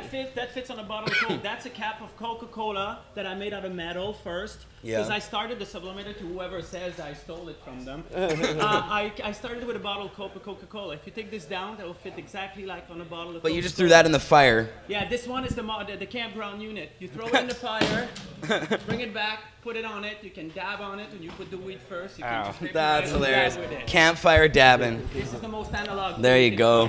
Hilarious, man. That's cool shit. Okay. So yeah, you got to roll. All right. Well, cool, man. Thanks so much love, man. Appreciate you having me out here. Amazing, seriously. And yeah, thanks for repping so hard on the herb, man, and keeping it free. You know. Yeah, you know what I'm saying. We got to. Come on, get one more Much love. Oh yeah, give this character a hit too. Thanks, man. Fucking A. I'll come and visit you soon over there, man. Anytime. Yeah, for sure. We'll bring the cams and shit. We'll get you on Pot TV. You ready, sir? Now it's warming up for you. 1, 2, 3, go. Boom. Well, hasta luego, señor. That's dope. Adios. Bam. Thanks, boys. Haha. There we go. Rap legends in the house here. Amazing. That was a good one. Wow, I'm nice and high now, too. Yeah. I forgot even what the show was really about. What's that, Marius? It was a day for surprise visits. Yeah, that was nice. About Obama, right? The show was about Obama, yes. But now, I mean, shit. Actually, do we even have any more Obama videos left to play? Oh, there was the backtracking one. So there was this issue about the backtracking. Oh, David really wanted us to play that Choom Gang picture. I know. All right. David really just wanted us to play this. This is just a picture of Obama's Choom Gang, him and all his buddies. There's a bit of a clip. It's like a 30-second clip of this guy on PBS or something talking. But there's a picture of Obama's Choom Gang here. I'll try and put it up on the big screen for people behind me, too. Go ahead, Marius. Smoking did the president do in Honolulu? The president writes about it in his book. He doesn't like. You hear that? I'm under investigation. About the Chum Gang. The whole notion of Bill Clinton saying he never inhaled. Well, Barry said that was the point, wasn't it? Once when Jay Leno asked him about it, and so my book, without going overboard, documents it pretty thoroughly. The Chum Gang, that's what they did, and they had a saying called TA, total absorption, which meant not only did you inhale, but you inhaled everything that was in the car when you were smoking it. So that was part of his existence during that period. Well, you can. Nice. Before they come back on. You Chum Gang. Oh, no, we're back on. You're on? Yeah, we're on. You don't want to go on? Oh, yeah, right. Sorry. You can, unfortunately. Oh, good. It does make sense, doesn't it? So you guys, yeah, sorry, we came back. You can take that, or you can just come and do it on. Why don't you just come and do it on cam? No, come on. All right. Christy's Dab Diva. Christy works with us. That's right. Christy's. Kirsty, what's going on? Christy met my fan, that pretender. What's my favorite fan. The inventor of the Sublimator. You guys met? What, wrong? No, he's been like assholing her, like sending her letters, like hate letters and things like this. No. He's been doing this to everybody, to my shop, to this guy's got a serious issues. Wow. Yeah. Really? I didn't realize it was taken to that level. I'm think if it's not like mental or something. Well, I figured it was that a long time ago, actually. Yeah, I think he's like serious mental issues. Ah, that's interesting. Well, hopefully it doesn't get you down, as long as he's not, chasing you down with a, machine gun or something. That's the next stage. The next stage? Yeah. Stalker style? Well, I know for sure that he lives in the Toronto area. I know for sure that he's in the Elliott Lake. Oh. I know for sure he's from Elliott Lake. I know much more, but it doesn't matter, Right. Well, it doesn't matter, really. Huh. Unless, it's just... Harassment is weird because there's not much you can really do about it. Oh, I got so many proof of harassment from that cat. It's unbelievable. Well, don't let it get you down, my friend. It doesn't. Look at us. We're doing wonderful. Yeah, for sure. And I'm really high, so thanks a lot. I appreciate it. Okay, so Marius, the other videos was just the other backtracking one. I didn't actually get to see this one before. How long is that video? So this video actually, I guess, is when Obama came out and made his comments, his handlers tried to sort of switch things around and make it a little like his message a little less potent, I guess. So I didn't actually get to see this video, but we might as well go ahead and play it for the audience. And when we come back, what we'll do is we're going to play my interview with Morgan Fox from the Marijuana Policy Project, and we talked about Obama and what's going on down in the U.S. as well. So we'll play that after this video. Marius, go ahead and play this one. This is from Mox News, clipping out CNN or something, or MSNBC or something. One of the major networks. I'm choked up. Time for our political gut check of the morning. The White House is now clarifying the president's recent comments on pot. You'll remember in an extensive interview with The New Yorker, in part the president said that marijuana isn't any more dangerous than alcohol. A change in drug policy or not so much? CNN's chief national correspondent John King is here to talk more about it. He went on, I want to get just essentially your take on what Jay Carney was saying, John, because he basically says that we are all taking the president's words and his quotes from this New Yorker article out of context, right? Sometimes the White House press secretary has a very important job to do, and this was an important job, but you might call it cleanup on aisle one. Look, Jay Carney has a point. If you read the entire 17,000-word New Yorker article and in just the couple hundred words dedicated to the president's views on marijuana, it's a nuanced answer. But most 9, 10-year-olds, most teenagers probably don't read that. So what do they hear? That the president says he doesn't see marijuana use as any more dangerous than alcohol use. Well, that's not what most parents tell their children. It's also not what the United States government tells its citizens. Exactly. If you go to the Drug Enforcement Administration website, pot is a Schedule I drug. It's called one of the, quote, most dangerous drugs because of its effect on you. So the White House, I'm told, had some incoming from within the administration, within the bureaucracy, and also from outside. I haven't been able to figure out exactly who outside, but remember, the president's got 2 kids who go to school. They have parents, too.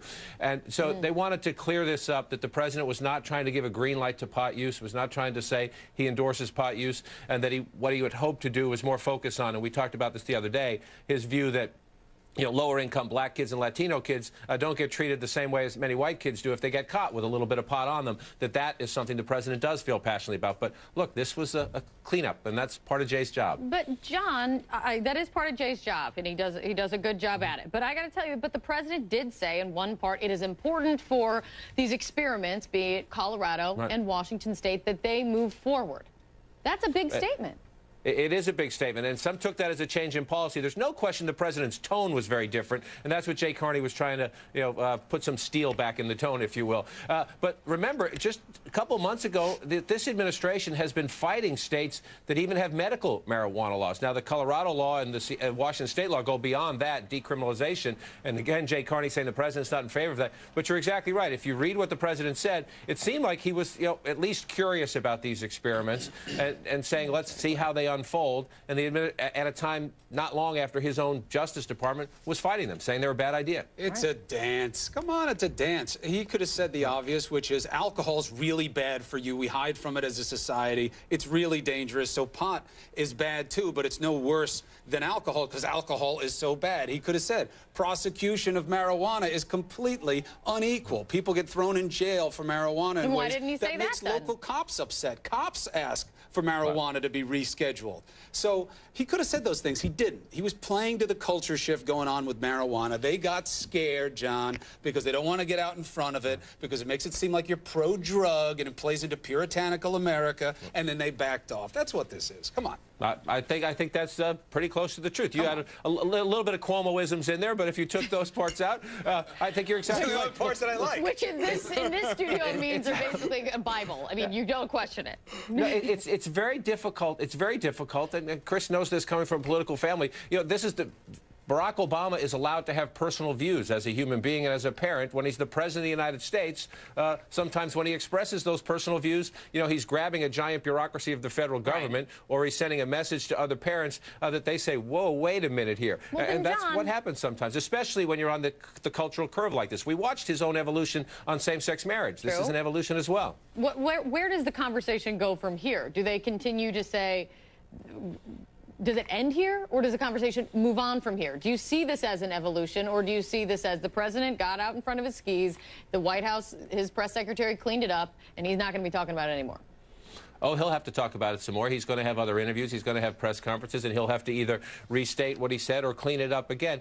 This is a conversation the country is going to be having for years now, because you have these 2 states doing it. You have other states considering it. A lot of states are, getting more active or more implementation of the medical marijuana use. Some states saying, let's regulate this and make money off it, taxation and the like. So he's got 3 years left in his presidency. Right. We're going to have this conversation for those 3 years and then beyond, because this is a change happening all across the country. And maybe that's the good thing that comes out of the article, albeit also came with a side order of heartburn for Jay Carney.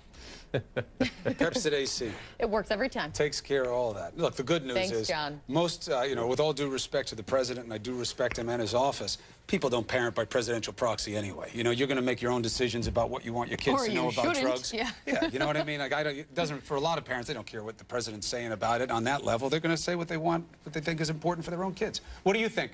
Tweet us. You know the hashtag New Day. Let us have it. Coming, and by us I mean me, of course. Coming up on New Day. Hello. We're back. We're back. Okay. I was just playing with that. I have notes on my phone. Willie.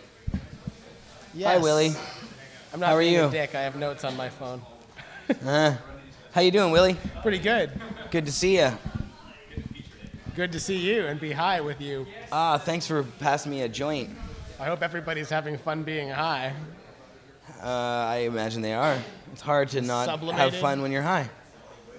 Oh, God.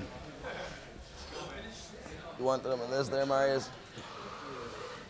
So, Willie, you've been working on an article for the last couple of days about something in your field, which is hardcore gaunch launching. Gaunch launching. Yeah, no, it's yes, actually... there's a competition this weekend in Delta where you've got to launch your gaunch. The gaunch launch competition in Delta. Delta's known for this. The city of Delta has been known for this since like 1955, where, you know, first they started launching people by their gaunch. But in all reality, we're talking about sports and marijuana. And marijuana and the relationship there within.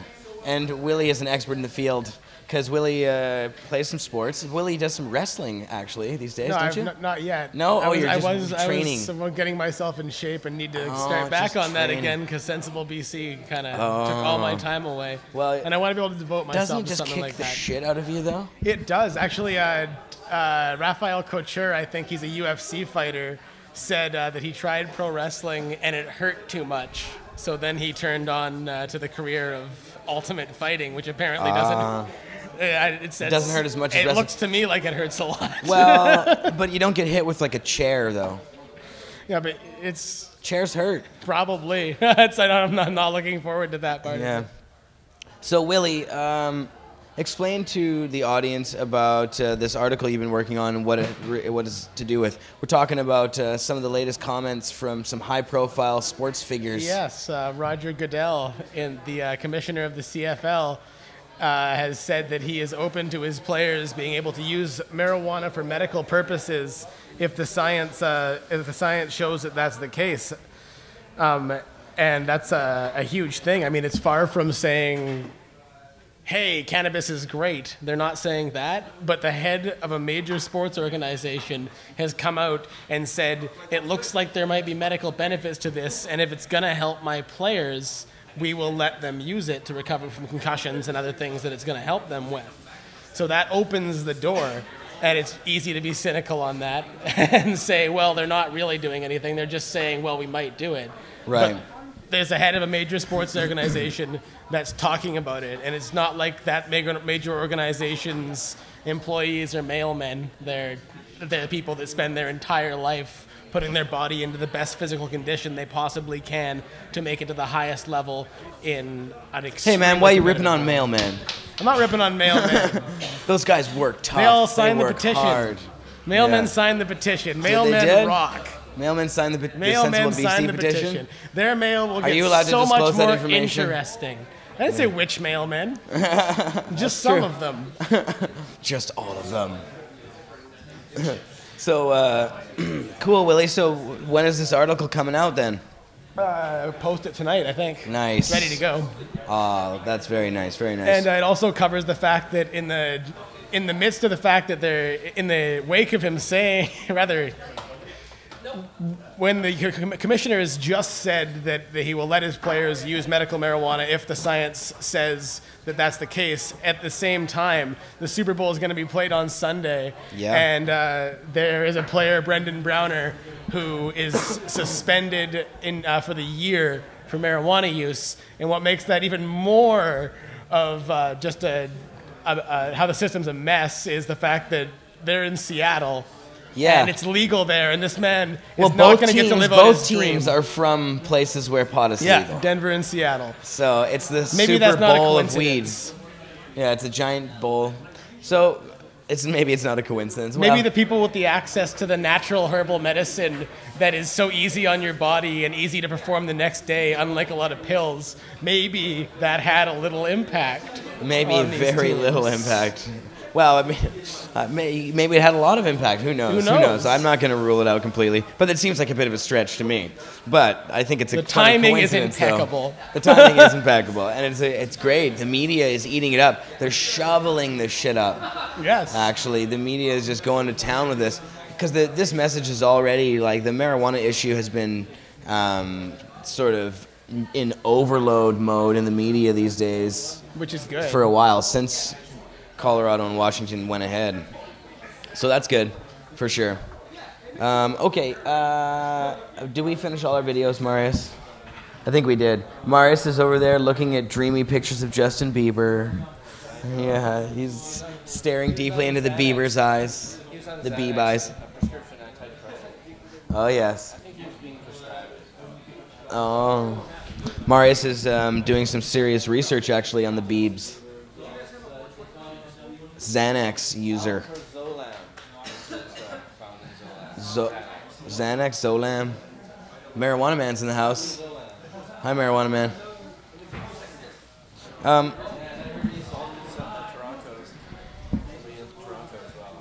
Bieber had pot pills in his system during... What was that? Was he driving?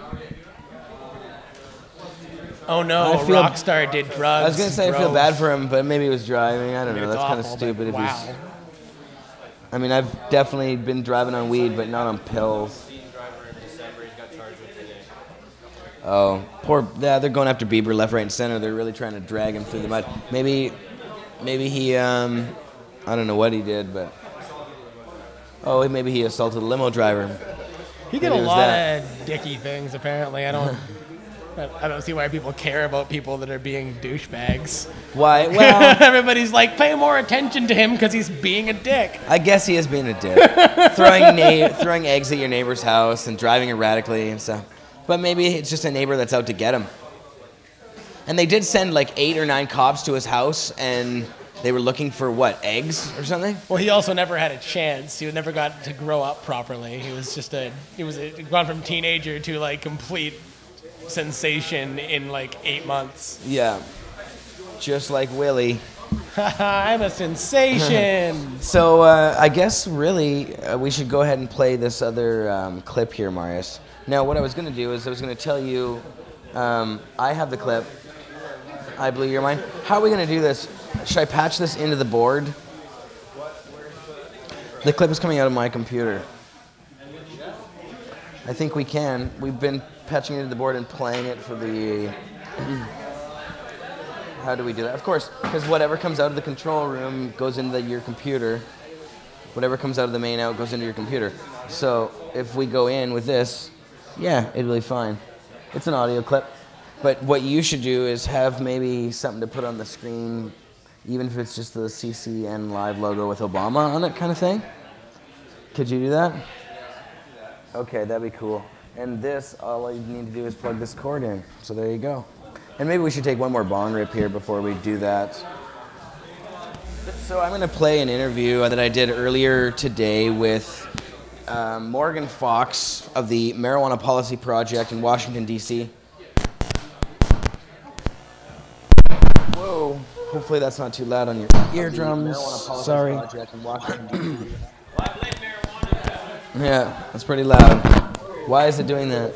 Turn it down. Hopefully it's down. It seems to be these chords. Turn it down. We really do need some new chords.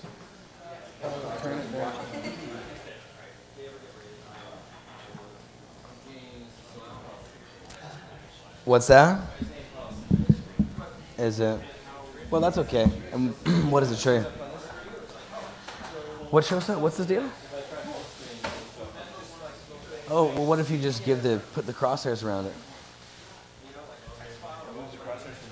No, move the crosshairs from full screen to in on the image. Well, try it and see what happens. Since it crashed already, why not? Since it's, don't make me cross. Don't cross my hairs. It'll work. It'll work. It's not even a movie. I'm really high, actually. Yeah. I'm still trying to use MacBook. It says in the chat like that's a bad thing. Yeah, it probably is a bad thing. Doesn't seem to work perfectly, ever, or like any Apple product. Although my iPhone does work pretty well, but all my other Apple products, I gotta say, are starting to break down. We're good on that, but are we not? We're not good on this yet. Hold on a sec. Here it is.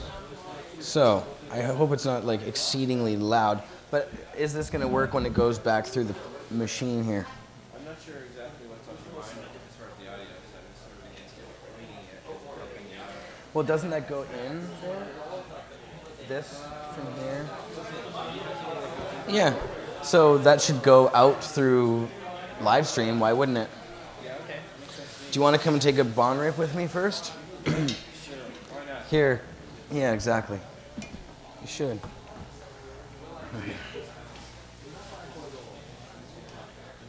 Oh, I might not have enough weed actually for both of us. Okay, I got some weed here. Do you? Okay. Yeah, here, throw some weed in this grinder then. So the Marijuana Policy Project has been around for a long time. Normal was kind of the pioneering advocacy group when it came to marijuana. They've been around for 40 years. Marijuana Policy Project hasn't been around for that long, but they've been around for a while now. And they kind of do their stuff more from Washington. They're like a lobbyist group almost for marijuana. You want to use that one? Go for it. Oh. No, there's not. Not very much. Okay. That's not enough to smoke.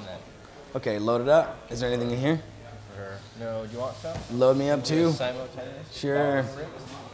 Let's do it. Synchronized bong ripping. Do it safely. Yeah. Was it looking dangerous? I didn't want to hold the bong and fill your bong at the same time. Smart man. Smart man. You learn from your mistakes. Very nice. So, yeah, that was cool. Getting high with Devin the Dude there, chilling and talking about weed and rap. Yeah, that was hip-hop. something amazing. Ooh, we might have a problem. We only got one lighter. Uh-oh, that is a problem.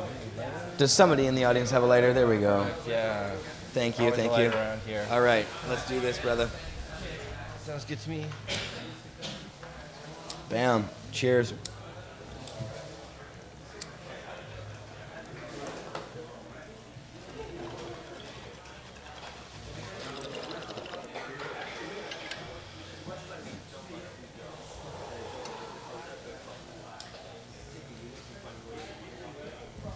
Nice. Not bad. So, yeah, I saw that Mayor Ford was saying give Justin Bieber a break. I really think that Mayor Ford and Bieber should do a video together. Now, that would be perfect for both of their careers, actually.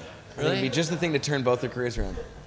I was kind of disappointed in that, Mayor Ford. Like, he really should have been like every other hypocritical politician and damned everybody else who does the same thing. No, I mean, that come was on. great of him. I'm glad to see him What's the come world to the coming Beeb's to? defense. Honest politicians? I mean, no. Yeah, well, I Shoot wouldn't say Rob Ford and honest in the same sentence twice. He's not. Well, he's maybe in that video where he's ranting and raving. That's pretty honest, I guess. Because didn't that just come out that he ordered a prison beating? Yeah, that's the latest news. Rob Ford ordered a prison beating. He's not honest, no. He's a bad person. Yeah, that's true. I think he uses it as a cover.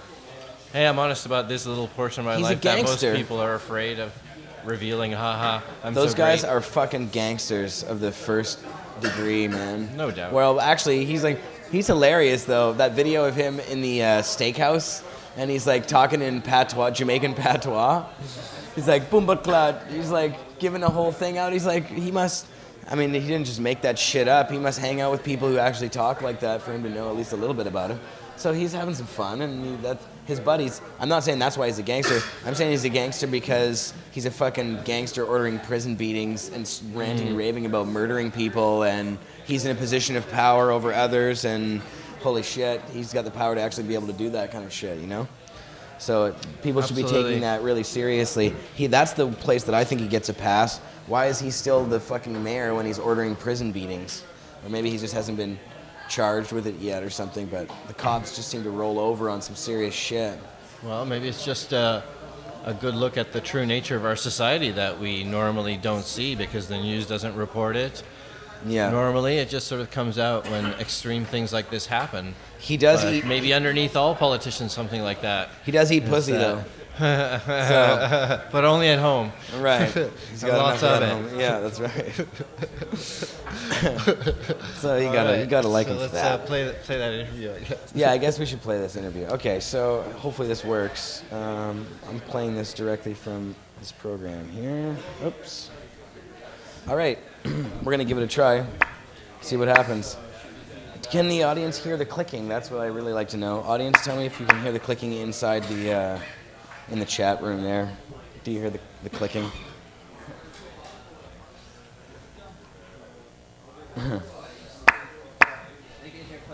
Yes, they can. Okay, perfect. Okay, I'm going to go ahead and press play then. Okay. Awesome. I'm on the phone with Morgan Fox, Communications Manager of the Marijuana Policy Project in Washington, D.C. Yes, thanks for having me. Good to have you here, man. It's pretty impressive, some of the latest news that's coming out about President Obama. I've been actually delighted to see some of the headlines. It seems that Obama, I know, in recent history here, Obama's sort of been playing the fence on the marijuana issue since his first term. But I wanted to bring you on the show, Morgan, to just sort of fill us in on some of the stuff that's happening in the past little while with Obama. He seems to be sort of falling off the fence for one side. At least that's what I'm hoping. Well, it seems as if he's still playing the fence, but the fence keeps moving more and more towards the side of good public policy and ending marijuana prohibition. He's been lately just coming out and saying, he still thinks that marijuana is bad, but he has been admitting publicly that marijuana is safer than alcohol, which is definitely a positive step. He's also been saying that he thinks that it's necessary to watch what happens in Colorado and Washington to see if that's, by making marijuana legal, we could possibly take a dent out or put a dent into the horrible racial disparity that exists in marijuana arrests. And, we all know that that's definitely going to be the case. But, as a politician, I think he's playing a very clever game. He's saying that, these are good ideas, but without actually coming out and saying them. He's also trying to say that he doesn't have the power to reschedule and that that's Congress's job. But, in the State of the Union, he's stated himself that he's going to start taking the reins if Congress doesn't actually act. And in this particular case, it is within the executive branch's power to remove marijuana from the schedule of the Controlled Substances Act so that it could be treated like alcohol or tobacco. Right. Doesn't it need a scientific inquiry or something like that, and they can do it on that basis? Well, the petitions that Americans for Safe Access have been running for the last, couple of decades, actually, in order to get marijuana rescheduled, they get decided by the DEA, and the DEA takes its orders from the executive branch. So all they have to do is have the Department of Justice say, we are going to reschedule marijuana, and it's done. Right.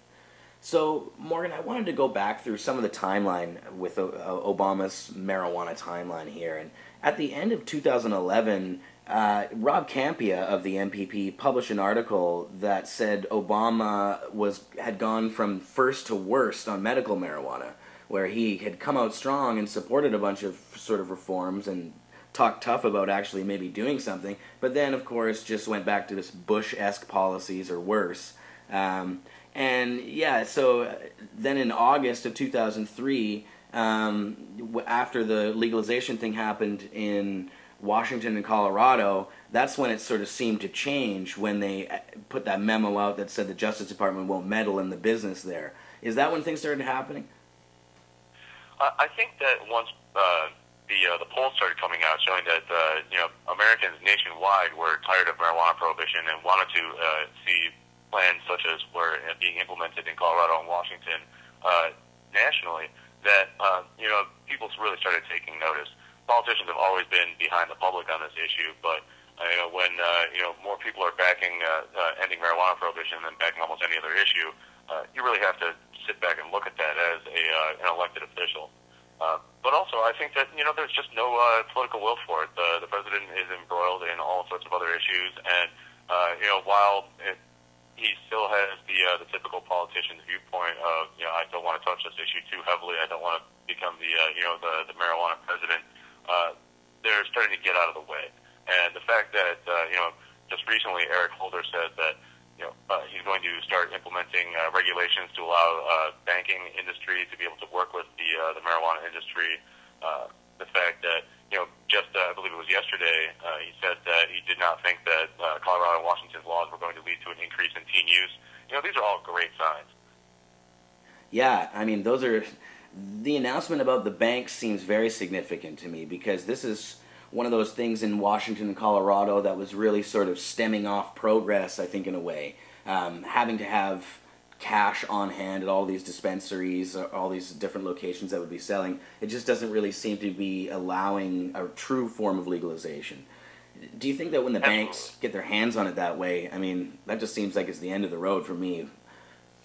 I mean, when Washington and Colorado both passed their laws, there wasn't really much the federal government could do about those states not arresting adult marijuana users. They don't have the wherewithal or the resources to go after individual users, but they could still go after the businesses. And last July, they said that they were going to allow these programs to be implemented and the businesses to be open as long as they met certain criteria. And now they're going even farther and saying that they're going to remove some of the roadblocks that are standing in the way of those businesses being able to operate like normal, legitimate businesses they are. You know, I think that, you know, once that has been established, then you know, their policy of allowing the retail side of it to operate is going to be pretty firmly entrenched. Mm-hmm. Well, and now on the other side, there's, I guess, clemency. They've been asking now for more clemency suggestions for drug convictions, and saying lines like, it's not fair that some people now are being treated differently than people just a few years ago. So asking for more drug war victims to be released from prison.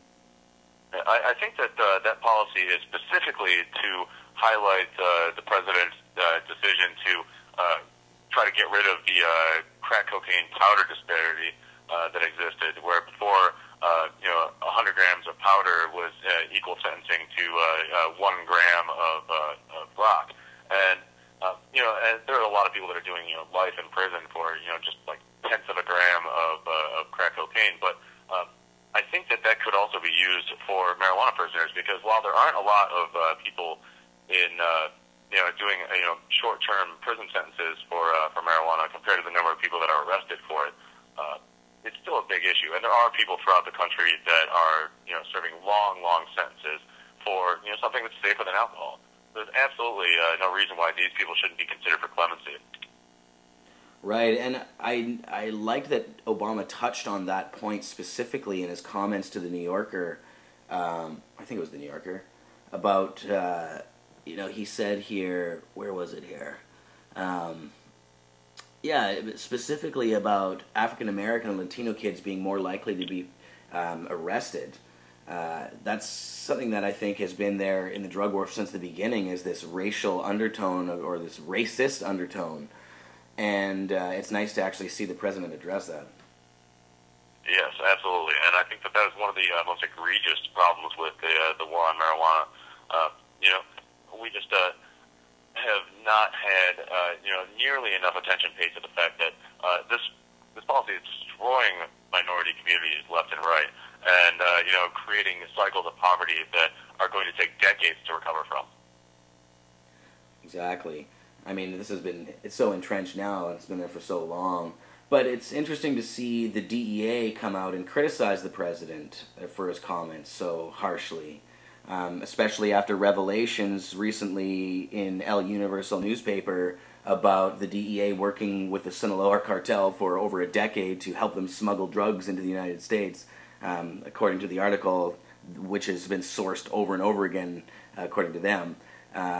The lawyer of the Sinaloa cartel says there was official deals made with the U.S. government to allow this to happen, or at least the agency itself. So I guess maybe, are they afraid of, is the DEA afraid of losing some of their monopoly on this one? Well, I think they're afraid of well, I mean, they're definitely afraid for their jobs, but I think they're also afraid of the artifice that allowed them to do these things. And, you know, whether they were doing it out of, you know, profit motive, or whether they really thought that they were doing some good, the fact is that they've been propping up some of the violent criminals the world has ever seen. And I think that a lot of them are really afraid that if we start looking at these policies a little bit too closely, that they're going to be called on the carpet for, you know, being complicit in some horrendous acts of violence. Yeah, I mean, some of the revelations in El Universal suggested that the Fast and Furious weapons were actually being funneled down with the specific purpose of harming people, the competition of the Sinaloa cartel, in return, I guess, for the Sinaloa cartel providing information about those other cartels so that they could, I guess, go after them but leave the Sinaloa cartel alone. Well, what's really interesting is that during Vicente Fox's presidency in Mexico, their strategy for dealing with the drug cartels was to basically say you can do business as long as you don't commit violence. And when President Calderon took over, he made a very militaristic move against all the cartels, which basically made them have to fight not only the government but each other in order to maintain dominance and power. And this has obviously cost, upwards of 60, 70, and some estimates even 100,000 lives during the course of that administration. And the United States was funneling billions of dollars to the Mexican government to help them do that, while at the same time they were making deals with the Sinaloa cartel in order to help them fight their enemies. Yeah, it's remarkable how it all functions. It seems like a big catch-22, but I mean, so moving forward here, though, is there more that Obama can do? You did mention that Obama is still playing the fence. He's going back and forth. I noticed that when Obama made these comments, was there some official registry or something that they had changed or they had flipped it back? So it seemed like Obama was moving forward, and then maybe the government itself was trying to pull the reins back on Obama. Well, yeah, his spokespeople tried to make the statements a little bit more even-handed, or at least less extreme, and they really weren't that extreme at all. It was pretty run-of-the-mill statement of fact, and even kind of padding it at that level. I think it just remains to be seen. Generally, public figures will tend to make somewhat more aggressive statements, and then their spokespeople will dial it back a little bit. I think that hopefully we're really going to see more of a leadership role from the administration going forward. Excellent. Well, Morgan, thanks a lot for coming on the show today. Morgan Fox, Communications Manager of Marijuana Policy Project. You guys are doing some great work there. Oh, I know what the other thing I wanted to ask you about was, while I have you on the line here, the Super Bowl. You guys have the big billboard going on there. Can you tell us about that? Yeah, well, I mean, it was just sort of a lucky coincidence that both the states that made marijuana legal in 2012 sent teams to the Super Bowl. So we felt that this was a perfect opportunity for us to highlight the fact that marijuana is safer than both alcohol and football, and ask the NFL to stop punishing players for using a safer substance, particularly given the fact that they advertise and basically survive on the advertising from a much more dangerous substance. Excellent. Well, yeah, and it's causing a lot of media uproar as usual. They seem to be really, the media lately, we've noticed the cannabis culture here, just a very huge focus on this issue, I guess since Washington and Colorado, not just the Super Bowl issue, I just mean marijuana in general. But, I mean, it just seems to be blowing off the hinges these days, and the press is really picking up the ball and rolling with it, too. Oh, yeah, I'll tell you what, I mean, since January 1st, I've really gotten a wink of sleep. I bet, man. Well, I see you guys everywhere. You guys are doing a great job. Thanks again for coming on, Morgan. Appreciate it. We'll talk to you again soon. Thank you.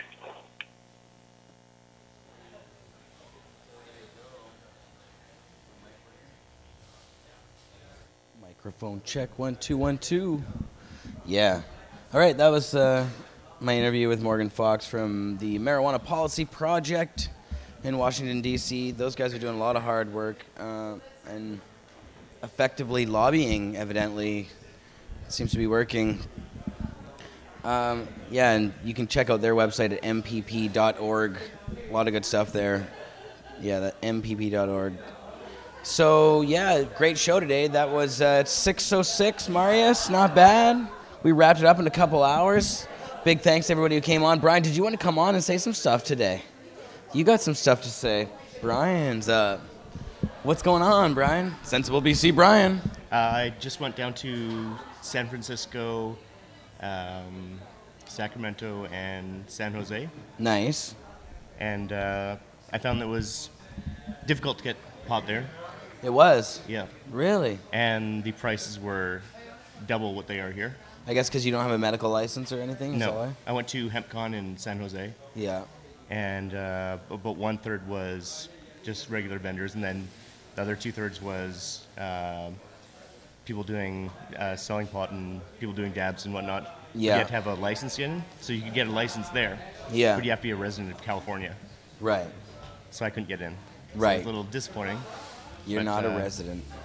I found somebody that would help me out, and I was able to get something. So. Well, yeah, I would hope so.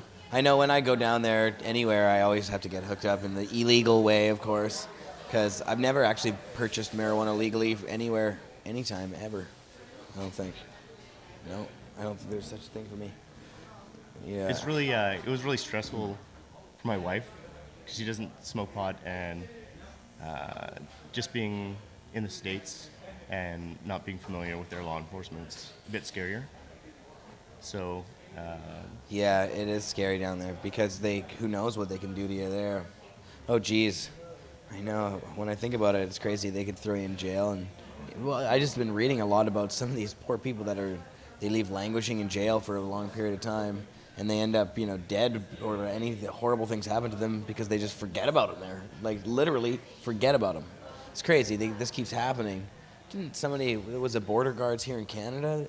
This is one that just happened recently. Border guards in Canada left a poor person in the cell for too long, a Mexican immigrant from Canada, in Vancouver or something, and they left her there, and I think she ended up hanging herself because they just ended up leaving her there for too long or something. It's really bad. I saw that. But yeah, but they didn't report on the whole thing that happened for months. So they're in big trouble. One thing that did happen to me recently on one of the holidays is I went out to a local casino with my wife and a friend, and played some poker and left, and they had a road check leaving the parkade. Oh yeah. So they were pulling people out that were drinking and driving. Yeah. So I came up, and the previous night, or was it? The previous night I was smoking in my truck. Yeah. I had my nephew was over. I didn't want to smoke in the house, but it was freezing cold outside, so I smoked in my truck. Yeah. So it really smelled. You could still smell the weed. Yeah, and it was on my clothes from smoking in the morning. Yeah. So the RCMP officer pulled me over, and we were talking about my license. I didn't have my license on me, and I didn't know at the time that I had to have it on me. What's that? I didn't know I had to have it on me. I'd just recently gotten it. Oh, got your driver's license? No, my the MMAR license.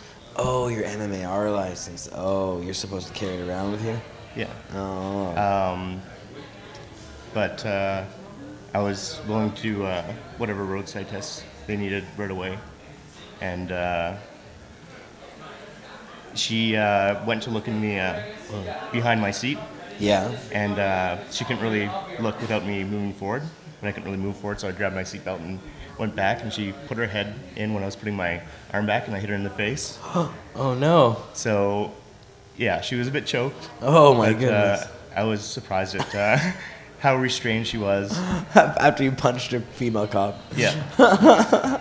Nice work. So, wow, and it was totally that's great that you. Oh my god. I can't see getting away with that in the States, or if I weren't white in the States. Oh my god, yeah. There's no chance. Oh my god. Yeah, you'd be in big fucking trouble. Yeah. Good lord. Okay, so what happened? So this is a great story. So my wife was just. Was she squawking about that though? Yeah, my wife was just saying we didn't know about needing the license on me. I thought I had to have it on, just posted on your grow room and whatnot. No, that was my mistake too. Wasn't she pissed off about getting beamed in the face though? Did she? She obviously realized it was a mistake. Yeah. Yeah. She was at first, but she calmed down really quickly. Yeah. Oh, good. That's craziness. And so then, wow, crazy. And you got. I think they were a lot more busy with people who were drinking and driving. Right. And these guys are fine. Don't worry about it. He's just whacking me. We're just old buddies. Yeah, that's crazy. Well, and so they allowed you to. What ended up happening? You didn't get a fine or anything. No, she said I could get a roadside warning, and actually did kind of. I don't want to say talk back, but she said some things that were kind of odd. Like she was saying that, well, cannabis can be in your system up to a month, and I was saying, and I don't what's the point of that? Yeah. Or like if I were doing say hard drugs like cocaine, it would be out of my system really quickly. What's the difference? Yeah. I don't see that. Yeah, I don't even. What's the purpose of what her statement? She was just like giving you facts about cannabis. And saying that the program was ending in a few months, and yep, I know that. But, yeah, the it's not program over of yet. growing for yourself, but you can still have marijuana. Yeah. Yeah. So, these cops, sometimes the cop's good, sometimes they're bad. And sometimes you just have to punch them in the face. and get away with it. No problem. This guy. That's funny. Champion. Driving under the influence. See, I don't drive under the influence of booze, but I do drive under the influence of marijuana when I drive. But it's not like, I'm not dabbed out or anything, or like can't see what's up or down. When I drive, I'm totally coherent. But it's true, I do smoke pot and drive. I don't know if that's bad. It is bad for people who don't smoke very often. For people who don't smoke very often. But for me, if I didn't smoke and drive, that might be the problem. I might be erratic and go crazy because I need to smoke my pot, which I do all day long, every day. Some people definitely need it to be able to drive. That's really why it's funny, because I've never not smoked pot and driven. Like, I've never driven without smoking pot. That's the funny thing about it. In my entire life, probably. Because I've never not smoked pot since I've driven. I started smoking pot before I started driving, so. Just before. I started smoking pot when I was 15. Started driving when I was 16. Never stopped either. Well, I stopped driving, but didn't stop smoking pot. Okay, well, I guess we can wrap this up. So, was there anything else you wanted to talk about? What about Sensible BC stuff? There's still, the campaign's still out there somewhere waiting to push forward when we get things rolling. There's a whole bunch of teams of people that are working on shit right now, though. Yeah. There's a protest when the BC Parliament opens. It's in February. I'm not sure the exact date. Yeah. But I'm going to be going out for that. And then we'll be doing the campaign again next year, I believe. Cool. Yeah, next year. Wow. So a lot of work to do for sure. So if people want to get involved in that, sensiblebc.ca. We have to get we'll have to get people registered voters and senators, candidates, and all that stuff. All the same stuff they did last time. The army of people that we need to do it, which is kind of like we've got their email addresses now at least. That's good. Cool, man. Well, thanks for coming on, my friend, as usual. That's awesome. And I think that's the end of the road here. Are we done, Marius? We did all our videos? Woo, nice. Wrapped it up. Before the 3-hour mark, even. It's only been 2 and 15. Yeah, 2 hours and 15 minutes. Not bad. Woo. Ray has this awesome big piece of pizza that looks so good to me right now. I don't know where that came from, but I'm going to find it. I'm going to find out. Fresh slice. Oh, ghetto pizza. That's good stuff. It's probably like, what, $1.50 a slice or something? Maybe more. $4 for 2 slices and a drink? Deal. That's a deal. I'm so sold on that. All right. Well, peace, Pot TV. We'll see you guys soon. We'll be back again next Friday to do it all again. And I'll see you on Wednesday on Marijuana Man Show at 4 p.m. Pacific time. Also, Marius throws it down on Class in Session, kicks the knowledge, kicks some serious schoolings. Of course, Redbeard Show is on. I see a lot. I've seen a lot more baked than this. They've seen me a lot more baked than this. Visit 307 West Hastings for all your bongingly needs. I think that's all we forgot to do. Right. Redbeard Show, 4 p.m. Saturday. Check that shit out. Live glassblowing on pot.tv. Live glassblowing, 4 p.m. Pacific time. And there's also all kinds of shows that Vapor Central does. McMahon's got his show on Mondays now at Vapor Central. That's at 7 p.m. their time, 4 p.m. our time. The Marijuana Zone is always on Tuesdays. And we have, there's like the CK, there's all kinds of like nightly, all kinds of stuff going on at Vapor Central too. And you can find that all at the URL http://pot.tv. All right, anyways, peace, Pot TV. We'll see you soon. Have a good evening.